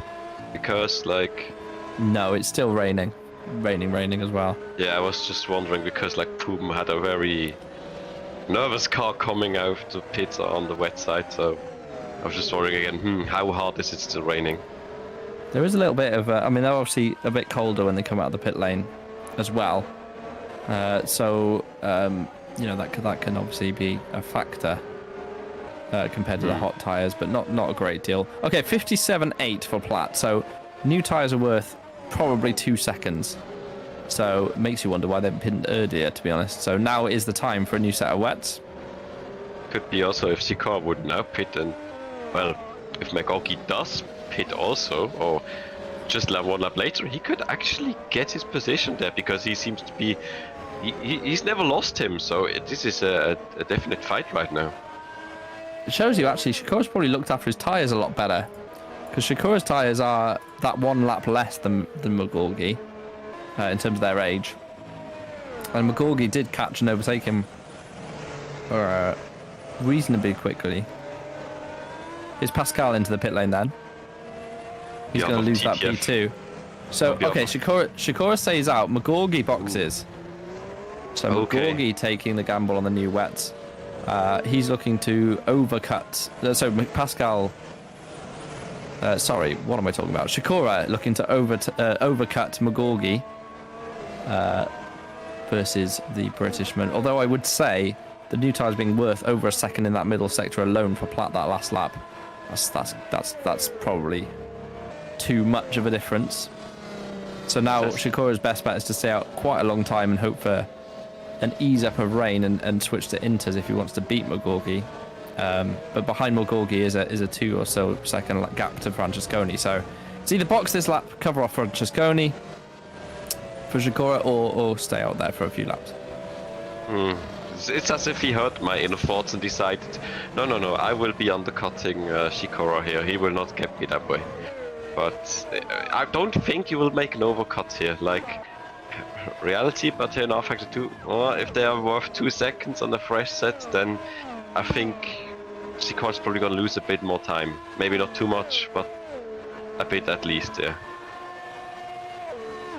As Gobi here's in P10 still. With Eos, who has not given back the position. No, and frankly, if I was in Gobi's shoes right now, I'd definitely note that down. And it's almost like he's listening. Oh boy. But that had to happen, in my opinion. It probably should have happened a few laps ago. It just. The way it was, he was still kind of making the move when he went off track, and he went off track by himself as well. He wasn't forced there by Gobi. So, for the avoidance of doubt and the fact that he's only a second or so ahead of Gobi, just let him back through and have another go. This is interesting. It did seem like a test. Do I get away if I don't, or just give it back? It sounds like those, well, they're not teammates, but it sounds like the testing. If I let you through, but if you can't catch the guy ahead, you give the position back to me, but in a not teammate way. As we have Santana and Musaid is battling for P14 there. Yeah, and Santana, by the way, I know they're not fighting for P1, 2 or 3, but Santana's driving around other cars. It's fantastic. He knows exactly how big his car is. He knows where to place it. And he swoops around the other. He's fantastic. I like watching Santana. And I know it's for P14, but, you know, as Shakura does box, and he's lost a lot of time to McGorgy on that outlap. Look at that. He's lost 3 seconds. There's one thing about like the tire gap, and there is the McGorgy factor, maybe slightly. But he is immediately on Francorchamps' case here. Could also be a bit of push to pass to get him. Oh, no. Yeah, that gap was always closing there, my friend. Francorchamps made that very obvious. He was going to box off the inside of the corner there. That was never going to open back up. If you want to do that, dummy him. You go to the outside and then switch back to the inside. But yeah, that was never a gap. So here's Ayres again then on Gobby. This time we'll want to overtake him on track. For the avoidance of doubt, by the way, just so you guys know, you know, I only call it as I see it, and it's not like I was hoping Ayres would give him the position back, more that he should have done. So Ayres doing that, probably listening to us or having advice elsewhere or whatever. You know, I'm not trying to influence the race by any stretch of the imagination. It's just what I think should have happened. You know, it looked like he was off track. Sorry, David, I cut across you. Oh, it's fine. I was like thinking now, maybe he had an angry Italian shouting at him. Oh, come on, it's over, give it back. Yeah. No, I can hear that in my head as well, to be fair. Here's Shakura then trying to have another go this time into the bus stop. I don't think he's close enough quite to make that move. In fact, he's too far back, really. So this will be through Eau Rouge, but he's been held up huge amounts. And McGorgy is miles. In fact, now Shakura's going to have to cut the chicane and let him back through. This is costing Shakura a lot. Yeah, it's not looking well for him right now. He can't quite make it stick. Maybe another attempt at what he tried the lap before, because it's also got better traction right now, but we'll see. Not yet there. That's what I mean, these wets just don't wear that much, you know, so the fact that Francorchamps is still out there on very old wets, they're not terrible. Even though the new wets are definitely faster through the middle sector. So here we go then. This time, yeah, Shakura's just going to stick to the outside. Oh my goodness, give him room. Yeah, well done, Francorchamps. And yeah, beautiful. Well done. Through goes Shakura. Thought there was going to be contact there. I didn't want to say anything till there was. Ayres goes through on Gobby then. Gobby's fighting that one back, but Ayres swoops in front. Takes 9th place. This time legitimately. Now he can go off down the road. Good too. On both battles. So that seems like how much more like at the apex at turning the tires can be worth. Although of course he gave him room, but it just looked like how much more grippy their hard round to turn. Apart from a few kind of fairly clumsy DNFs that we've seen so far, they've all kind of been fairly self-inflicted, considering the conditions and how close some drivers have been. As Hoyt is going to loop it out of turn 1 and keeps out of the wall, carries on. Considering the conditions, we haven't seen anyone really, you know, smash into another driver or anything stupid like that. Apart from, you know, when Lawless was... oh, goodness. Okay. Goodbye, front wing. Well, still not into another car, so that doesn't count. How did he do that? Oh, that's just not paying any attention. It's easy to do, but he was in a full throttle straight bed of the track at that point. But shows how slippery the curbs are here at Spa. Is Fabian Bala, or Fabian Bala, or Fabian Bala? Who knows? He does. And he's not making the move. He stays behind Dominique Khorashavin and stays in P13.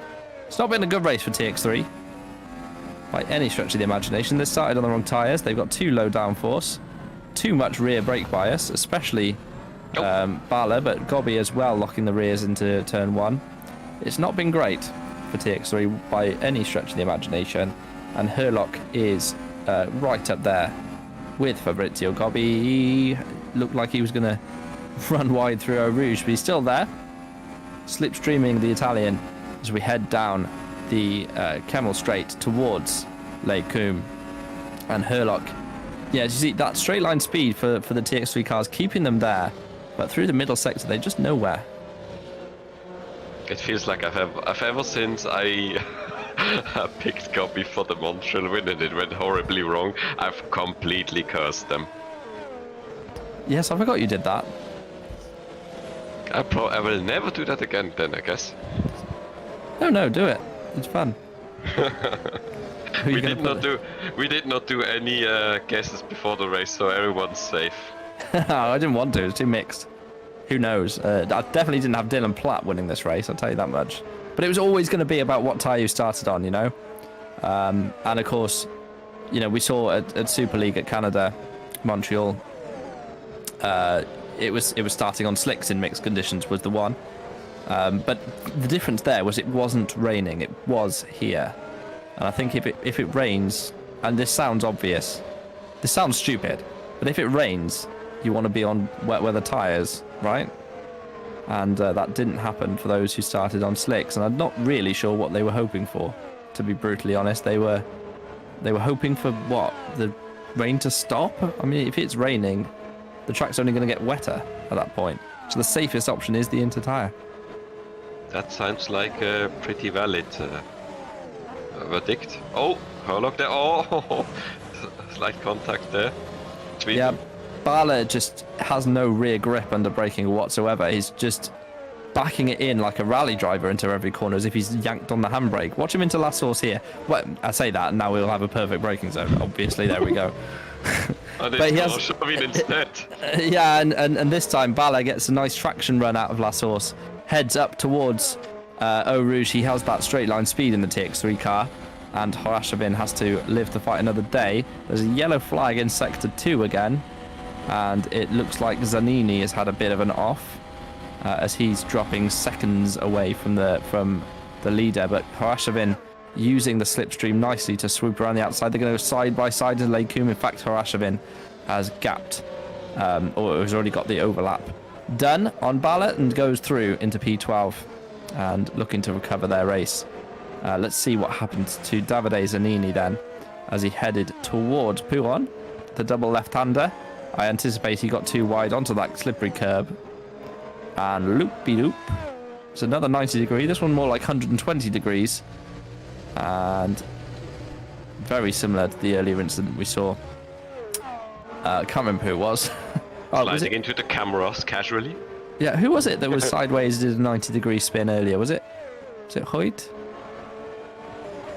Oh, it's Zanini again. Oh, it's done it twice. Thank you, Szymon. There we go. Yeah, I was thinking it was like such a big copy of himself. Yeah, I didn't know it was him. I'd forgotten who it was. I remember discussing the angles and everything. Completely forgot who the driver was. Too busy thinking about circles. Here comes Fabien Barlet for TX3, trying to make his way by Khorashavin. This time round, he has got the straight line as they head down towards Blanchimont, which is not flat in these conditions, I'd imagine. A bit of a lift. You can see in the bottom right, the green bar retracting from its 100% position for Barley, but he's still got a good run and dives down the inside into the bus stop chicane. He's given room there by Khorashavin, who is driving particularly well of late, and Khorashavin stays ahead. But how long will that be for as they head towards La Source for the 28th time? Only 8 laps left in this race, but Barley will want to clear Khorashavin sooner than that as they head up the hill. Well, it's kind of downhill and then uphill towards Eau Rouge. The cameras do not give this corner perspective at all. It is a proper corner, and there's a reason everyone loves driving this track. That corner is madness in real life. And pretty good on in sim racing as well. Bala does definitely have a slipstream advantage this time. They're going to go through Lekum side by side once again, but this time Fabian Bala sneaks through and takes that position away. And back up to P12 goes Bala. It made easier when he kind of straight lined Rouge Radiant with that so it doesn't crash, but well, it's a bit difficult conditions right now. That's true, actually. He did take a very big inside line through Eau Rouge, completely missing the corner. And if he kept his foot in it, actually, that wouldn't be far off from gaining an advantage, especially if he had a really good run, which he did, down the Kemmel straight towards Lekum. But of course, as you say, it's soaking wet out there, and there's a bit of discretion to be had from the DC, I would say. For Koroshov, I'm just gonna say, I could swear like a pre-race at least. I'm not sure how it is now, but I'm quite sure in the voice channels, I think I could see like Menno Klont and Scott Sowick around, and those two are also veteran drivers, so maybe he has been given a bit of driving experience help or like spotting, so maybe that's also helping improving him. Just as likely just having a little bit of a chat during the race, to be honest. Some drivers like absolute silence, and some like a constant flow of talking. I've had this exact thing in Super League myself with Adam Maguire. He wants much more quiet, and Moritz Kropp likes to be talked through every part of the race. And Kropp is one of those drivers. He thrives on knowing everything. He feels more comfortable when you give him a whole bunch of information. He doesn't have to do any thinking. And if I don't talk enough to him, he asks me a bunch of questions. And that just helps him focus, you know. And whereas Adam Maguire, much more, you know, he feels like he wants to be left alone to do his own thing. So it could be that Harashevin's one of those drivers that just needs to be spoken to in order to maintain concentration. Here comes Santana. And I was saying he was driving excellently. That was a bit of a lunge. He's going round the outside now. Not given a great deal of track, but does move through past Harashevin, who's trying to undercut back down the hill towards Bruxelles, but doesn't make the move this time round. And I think if I was a betting man, I would say Harashevin's tyres are not as good as Santana's, and indeed they are 2 laps older. But Magorgi then, P5 on the road at the moment. Galka ahead of him. Galka has only stopped once this race. And I would say this. Magorgi's not significantly faster than him, really. He's a second a lap faster, but there's 6 laps left, and he's 4 seconds back of Galka. So, as I say, those wets could have done pretty much the whole race physically. So, sorry, it is a bit closer now, actually. It's more like 2 seconds. It was 3.6 at the line, so must have been a bit of an issue here this lap for Galka. He's lost a lot of time, actually. He's lost best part of 2 seconds. So the gap last time round was 3.6 at the line. This time round it's going to be more like 1.5. So actually Magorgi will catch him. Looks like he's going to be on for P4, but that's kind of going to be it for Magorgi. He's 53 seconds back off the lead of this race, and that in sim racing terms is a lot. Yeah, well, you can't. I think you probably said that earlier. You can't hardly recover on having basically like lost a whole stop to those that made the right decision and started on inters. As Koroshavin puts on another set of wets, I guess. Would be weird if he put in inters now. Wait, did he? Why would you pit with 6 laps to go? He only did 8 laps on that stint, and I said his tyres were a bit second-hand, but they were only 8 laps old. And there's only 6 laps left in this race, so that's a bizarre decision from Dominik Harashevin. Though I would say this, he doesn't have much to lose. He's not lost any positions by doing that, actually. To be fair. Yeah, I was gonna say it was like going for fastest lap point, but without being able to score that point because it's too wet. But it's a well, unless you drop the car, then once you lost the whole gap. But if you don't, and fresh tires give you just more confidence to just finish the last 5 laps, then it's okay. Okay. Yeah, but you never know what's going to happen, and the gaps are not huge all the way to Francorchamps in P7. So it's still a bizarre decision for me. He was 10 seconds back of that of Francorchamps in 7th.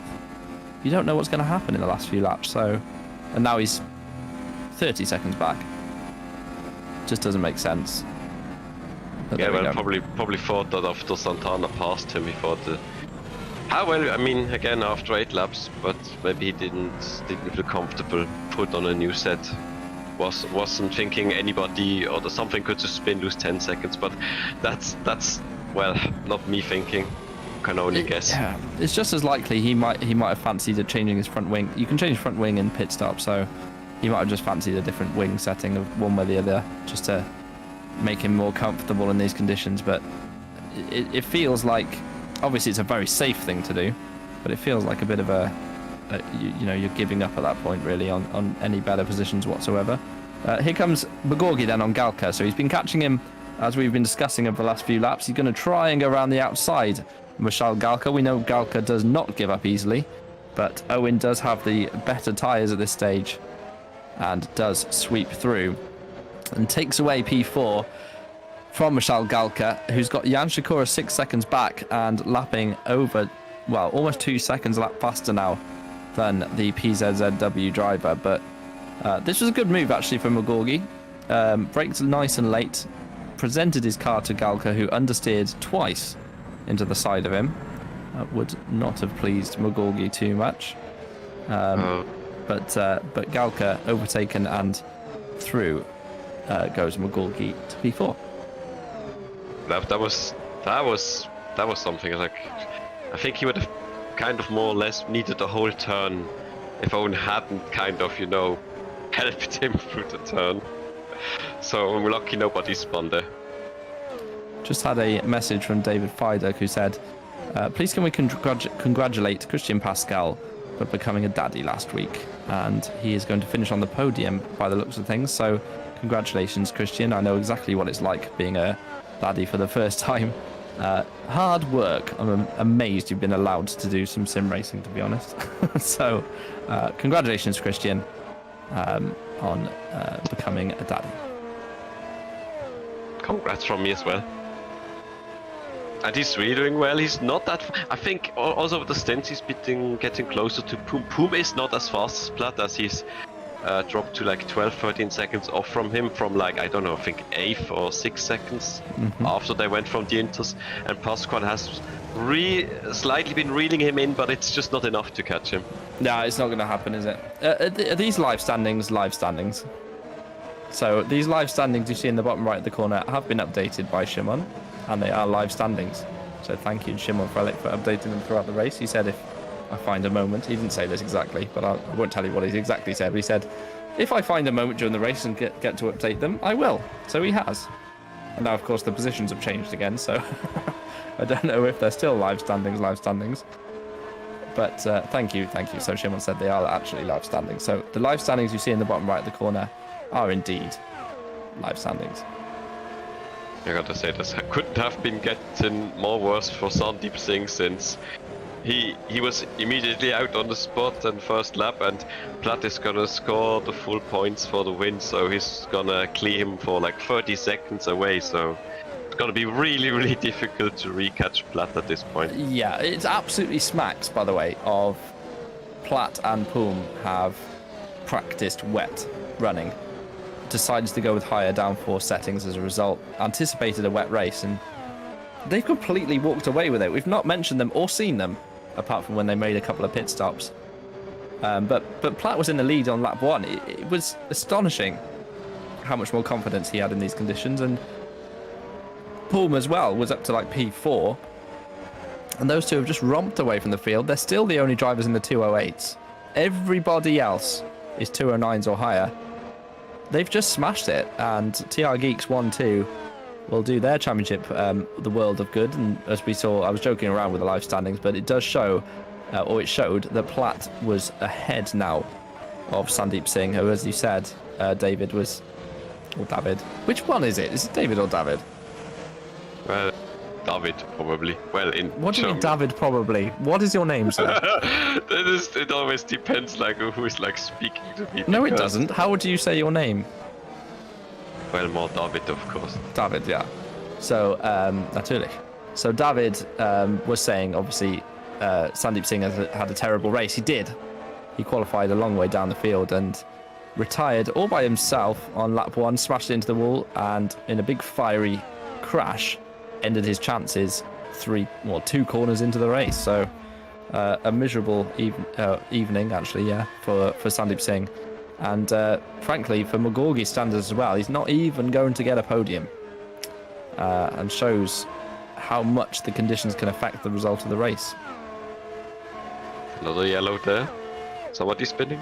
Oh, don't tell me it's there. Please don't tell me it's there. So again, David's forgotten that you can't hear Szymon, but it's, Zanini was the call from Szymon, and I think it was it's bye-bye for Zanini. He's stuck it out for a long time, but he's not going to score any points from there. And the last-minute call-up for TTF, he's was he on Inters? Well, I think he started on them, so might be another tire thing. Glitch. Display. Oh, that was, yeah. Head on into the barrier. No sliding points. Sikora has now caught Galka for P5, so could possibly get himself the top 5 result. 2 more laps to go. So close to the end now. As we just have got 17 cars left in the race, as Sikora is trying before Blanchimo, he's gonna cross! Oh no, space given. Sikora has caught Galka, hasn't he? Yep. And with 3 laps to go, 34, 35 and 36, he has ample opportunity to get by the PZZW driver, and he definitely has the better tyres. Galka's tyres are 23 laps old compared to Sikura's 10, sorry. And he's going to try around the inside of turn 1, La Source, but does not make that move stick. That was the Piastri line. Yeah, I know. Oscar. Yeah.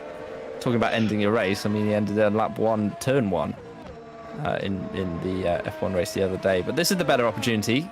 Up through Radion onto the Kemmel Straight. Got a big old slipstream you can use. Galka's gone defensive early. Frankly, I prefer to be on the outside defending here than the inside. I feel like you get a better line. So Sikura's even behind, but if you can stick side by side through the first part, Galka gave him no room. That was Michal Galka's fault, and I have no doubt in that whatsoever. They're both lucky they've got a huge gap to Francorchamps, although he has now caught them up quite significantly. I'm calling that. I think that's 100% Galka's fault, leaving him no room through the left. We saw when McGorgy got by, he understeered into the side of him then. Oh, Desu is going down. Probably also spun at the same turn. Yeah, Deseo's losing a lot of time, actually, to the leader. He's still stationary out there on track. You can see his time ticking away. 8.99. He's got going again, has he? Yeah, he's got going again, but he lost a lot of time. There was about to be a move there for P15, but this is what happened here. I guarantee that Sikora is fully alongside through into the left-hander, and Galka has left him no room at all. That is 100% Galka's fault, and Sikora is very unlucky to be involved in that. And this is what happened to Deseo then. So there's going to be... So he's coming through the left. This all looks fairly normal. Oh no, Oh, no front wing. Remco. That's a little lazy, to be honest. Not lazy. Just a lack of concentration this late stage in the race. It's such hard work keeping it on the track in the wet conditions over and over again, especially if they change slightly or you run out of tyres. But yeah, that one was just a little bit of a lapse in concentration there for Remco Deseo. But here's Sikora again, once again, on the back of Michal Galka. This time, though, they've got a huge train of cars behind them, which Horashavin would have been part of if he hadn't boxed. And in fact, Horashavin would have been ahead of Francorchamps and Deseo if he had stayed out. So that's what I'm saying about Horashavin's pit stop. It just didn't feel like something that was necessary. But here we go again then, in through Radion, the second part of Eau Rouge. We've got 2 laps to go, so it's this lap or the next that Sikora will want to get this done. He's in the slipstream, down the Kimmel Straight then. This time, has he got enough to get an overlap? He's going to go diving down the inside, is he? No. Thinks better of it. And frankly, I think that's wise considering what happened the last time round. A bit unsure about Korosh. I know Santana and Ballet very close to each other. Like Koroshavin is 27 seconds behind Ballet at this stage. That's even more than a pit stop. So I don't think he would have been in this fight. He was with Santana though, wasn't he? Yeah, but he was losing pace all the time. I don't think he would have kept with them. Oh, he's had 2 slow laps actually. He had 1 lap. Last lap was 8 seconds slower for whatever reason in the middle sector, so he lost 8 seconds there. This is what I'm saying. So, you know, he's just. Ooh, that was a good pass. That was a great move into the Fania chicane by Jan Sikora. Moves through and takes 5th place from Michal Galka, who is still out there on 25 lap old tyres. He is going to go to the end on these tyres now. There's 1 lap remaining for these guys after this, but Platt is on his final tour, and we have to talk about Dylan Platt. This has been an astonishing amount of time he's gained over the rest of the field, even over his teammate Heigl Poom. He's 15 seconds clear in the lead of this race. They're 20 seconds, or therefore 20 seconds clear of Pascal, and 51 seconds clear of Owen McGorgy, which is frankly astonishing. Just noticed like Pascual has like followed Platt into the 2.8s. Poom has fallen into 2.9s last lap, and Pascual has gained a second, but it's of course still not enough. Yeah, it's way too late at this stage. Poom probably just driving around at 80%, just making sure he gets to the end of the race at this stage. But yeah, it's a long, hard race, this race, especially when it rains. There's not so many laps. It's a long lap, but Michal Galka is going to be swallowed up here by Christian Francesconi. Yeah, he got a great run through there, and here comes through the middle of the 2. There's contact! Oh no! Oh, Galka's gone! He's gone!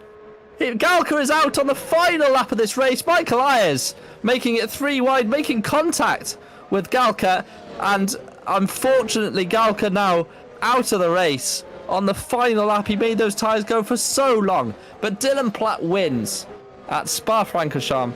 A dominant performance. He's going to be followed through by his teammate Heigl Poom. But Ayerson, look, he's side by side here with Francesconi. He takes P6.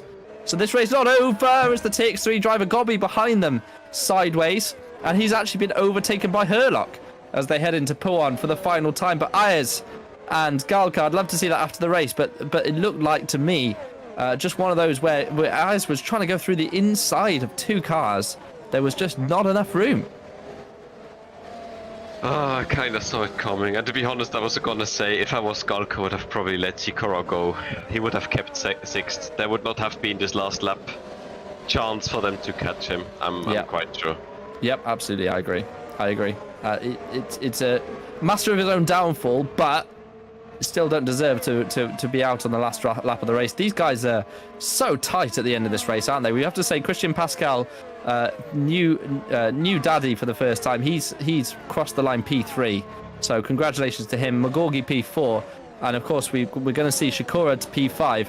But Gobby, last lap lunge on Herlock. They're going to go side by side through the final chicane. Herlock's running in wide. This could give an opportunity to Santana. Oh, Santa's sideways. Santana crosses the line ahead of them all. Does he? Yes. It seems like it. Yeah. Oh, look, guys, you can't reverse over the start-finish line, for one. I mean, you can't crash into each other on the exit of the bus stop chicane. 2. That was tragic. I was saying how good this race was compared to previous rounds of Superlights and compared to some of the absolute drivel we've seen people drive with. But that was horrendous. That last lap overall was shocking. We had Galka retire on a straight, and that last chicane dive was just chaos. And Herlock, poor Herlock. I was gonna say, probably need to see a replay at least from like the camel incident. And Galka's not scoring any points, look. Yeah, his teammate will get the last point. Which is kind of, yeah. These two doing a lovely impression of Noah's Ark in the rain. They are coming through. They've finished their race, and the TR Geeks duo of Dylan Platt and Hygo Poom finishing 1-2. And what a result for those guys. In my opinion, and I don't know this, but they gambled on a wet setup, I think. They definitely gambled on wet tyres at the start of the race, went on inters whilst everyone around them was on softs. And Platt now P2 in the championship. Look at the live standings that we've got. Owen McGorgy still leads by miles and miles. But Dylan Platt P2, Singh P3, Gobby P4. Could have stolen P3 from Singh as well, by the way. Poom moves up to P5. Right, okay, let's unpick this. Well, I'll tell you, this was way too late from Gobby. Herlock runs him off the track, which wasn't the best. What is going on? Can we see that from Herlock? Have they crossed the line at that point, or are they reversing over the line? That's the biggest thing. So Gobby's way too late on the brakes and at least way too late to make a move. Herlock just runs him off the track. Then loses it on the curb, smashes into Gobby, gets taken out by the other TX3. But that's too late. That's too late. Santana's the beneficiary of all this nonsense. Yeah, Herlock's just driven him off the track there in retaliation, and then gets squirrely. Bala has nowhere to go. And yeah, so they did cross it backwards, but you can see they're not in reverse, so they'll probably get away with that. What are we looking at here? Remco Dzeu. Is this the last lap as well? What? That was post-race. Okay. Oh. Well, it's past the first turn. Yeah, yeah, it's not ideal. I mean, I would prefer, it's preferable to not watch them crash after the start-finish line. It's obviously virtual cars, so there's no damage done, but it's not very celebratory or, frankly, mature to watch people just smash into the wall after the start-finish line. This is what happened to Ayers then. Now, Galka's put himself here by fighting too hard. They're 3 wide. Yeah, no, you know what? Francorchamps came over on Ayers. I'd like to see that back slow-mo from kind of TV cam if I can. Szymon, I know I'm directing you and you're the director, but in an ideal world, if we got another angle of this, because I think Francorchamps comes away from the edge of the track. See, he's kind of, what is he, 30 centimeters from the edge, and then I think he's drifted right. See, so he's squeezed into the. He's definitely more like 600 mil from the edge when they make contact. So actually, it was Francorchamps just edging right, but Francorchamps might not have known that they were 3 wide at that point. It's difficult to say. But obviously, Francorchamps is trying to make a move on Galka, and then he sees Ayers. He defends against Ayers, and Galka has nowhere to go. I see. It's Francorchamps slightly aiming right, Galka idly aiming left, Ayers is in the middle, and I also have something to bring up that I think I'm reading in the rules, that if you make it 3 wide, this should not happen. So this could also fire against Ayers in some way, since if you want to make it 3-way... What, you can't make it 3 wide? Does it say that in the rules? You can, but if it goes wrong, then you might be in some hot waters. Okay, so you're at fault if it goes 3 wide. Okay, yeah. That's how Herlock got by Gobby on the last lap, by the way. And Gobby, desperation move into the final chicane. Not a fan of a last corner lunge, to be honest. I'm gonna be honest. After the contact, making him sideways, to me, the chance to take the place back is effectively gone. Since otherwise you've taken basically the contact. You push him out of the way, but then he tried to still get him, and Herlock, of course, no, you don't, and yeah. The way Herlock ran him off track wasn't acceptable either. I mean, he just drove him off the edge of the track, and then, of course, span on the curb. So, stuff to unpick, but it's a bit of a shame. It's put a bit of a downer on the whole race, to be honest, from my point of view. Just the last lap shenanigans there. I was looking forward to an exciting, clean, full Spa race, and we nearly got it. But Dylan Platt, Heigl Poom, Christian Pascal, congratulations. Locking out the podium and keeping McGorgy away from it. He's not been off it when he's finished a race. McGorgy finishing P4 and 66 seconds off the lead of the race at the end of that one for McGorgy, showing you how dominant the TR Geeks were. Jan Jakura had a great run for TDF in P5. And then, of course, ours, Christian Francesconi, Carl Santana, Gobby, and Bala rounding up the top 10. Joseph Herlock finishing P11 will be very disappointed with that, considering the race he had up to that point. P12, Michael Francesconi, Stavros Mosaidis for Bala in P13, Dominic Karashavin, and this will be disappointing for him, considering he was 7th at one point, 14th. Vincent Gutt taking the final points for PZZW in 15th. Galka, that last lap DNF, and Remco Dezeu lap down the only other finishers. We saw Davide Zanini having a few incidents, but he unfortunately didn't finish in the end. Hillian Hoyt also DNF. Tom van der Voort, we saw him crash at Stavolo. He was out quite early on. Maché Heiler, he lost his front wing on the start-finish straight and decided he didn't want to do a full lap to replace his wing. Brody Lawless, bit of contact on the first couple of laps. He also DNF'd thanks to losing some wings. Jari van Bussel, I don't know if we saw Jari van Bussel's retirement, but he DNF'd quite early. Noor Tulmela also losing wings. And Sandeep Singh in a big fireball at the top of the hill at Radion, the first person out today in what was 36 laps of wet.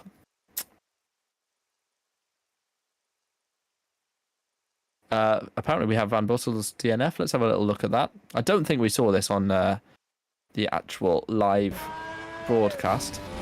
I certainly don't remember it. Maybe we did. A little tap on the wall into Eau Rouge. Not the best. Ooh. Okay, that was a huge accident. That was bigger than Singh's. And that engine also is dead. Not on fire, but dead. So, guys, thank you for putting up with me this summer. The next race is 4 weeks' time for Superlights. It's the 5th of September. Everyone's back at school. The autumn is beginning. Nobody wants that. But what we will have is some racing. And Monza is always great for slipstreaming. That's in 4 weeks' time. Do not forget, though, in 2 days' time is Super League. We have the Belgian Grand Prix at Super League in 2 days' time. That's the 8th of... No, it isn't. It's the 10th of August. In 2 days' time. There you go. That's the next race for our Premier class. Same cars as these, but a bit more power. And in general, slightly better driving standards, I would say. Let's see who is around for an interview. Well, obviously, we're going to talk to Dylan. So let's have a quick word with Mr. Platt. Sorry, Dylan, we kept you waiting a long time then. We had about 18,000 replays to watch from the last lap, but absolutely none from you, and that's because you were miles out in front. You won the race by 18 seconds from your teammate, and congratulations, obviously, is the first thing to say. Yeah, cheers, mate. I said throughout the race, obviously you were running slightly higher wings. Was it a full wet setup? Did you practice wet conditions? Was this something you anticipated? We'd done a couple of laps of wet practice, and even then we changed nothing on the setup. We basically prepped like it was a dry race. All we did was up the front wing by one click, and that was basically our race setup. And obviously, you know, you chose the inters at the start of the race because it was raining, I guess. I mean, everyone seemed to be out there on softs, and it seemed like a silly decision, especially considering, you know, when it rains, you want to be on a wet tyre, right? I mean, you were P1 by the end of the first lap. Yeah, well, but going back to warm-up, you know, and even qualifying, it never got quite there for inters. So we just thought, you know, if we don't go for it, we risk crashing. So we just chose what we thought was a safer option, and it, you know, turned out to work. Owen nearly binned it at the top of Radion, so I think it's fair to say we made the right choice. Yeah, absolutely. Yeah, David, do you have a question for Dylan? About the tire selection, like halfway through the race, like did you willingly go for wets? It was like time to go, or did you? I don't know. Was it own decision, like, or looking at the others? Oh, they also go wets. We also go wets. Like, yeah. Well, React. we very much did it based off our own feel, but then seeing other people go into wets, it was a bit of both, really. We just went, like I said at the start, whatever's safest. If we start losing grip, we'll just go for the wets. There's no point risking it. Yeah, I think it is. Nice. I think it is better to do the safer option, generally speaking, especially if rain is falling. It's one of those. It's better not to be a hero, and frankly, we've seen this season in some other series. I've been guilty of it as an engineer, putting drivers onto wrong tires when it's raining and when it's not. It's just better to be playing the safe option, and you absolutely did that today. So congratulations, Dylan. A great 1-2 for TR Geeks, and we will be speaking to your teammate momentarily. So well done, Dill. Yep, cheers. So let's do that. Let's speak to Heigl Poom. Heigl, 1-2 for TR. Congratulations. Really Hello. result. Really happy with it. Best race of the season, that's for sure. We was just speaking to Dylan, obviously. It was an inspired choice to go on to Inters for the first lap. I mean, you made up 6 positions, I think. Something, or maybe 4 positions, and then 2 on the next lap. I mean, couldn't have dreamed for a better start. Yeah, it was a gamble, but just seeing the rain hit like over 5% at least, and knowing that no cars were currently on track, it was a somewhat confident gamble. I can say it was confident because we were freaking out as we saw everybody else start on slicks. But yeah, the first lap was fun. having a car what you can push 2 seconds a corner 2 seconds a corner faster. It felt good. David, do you have a question for Heigl?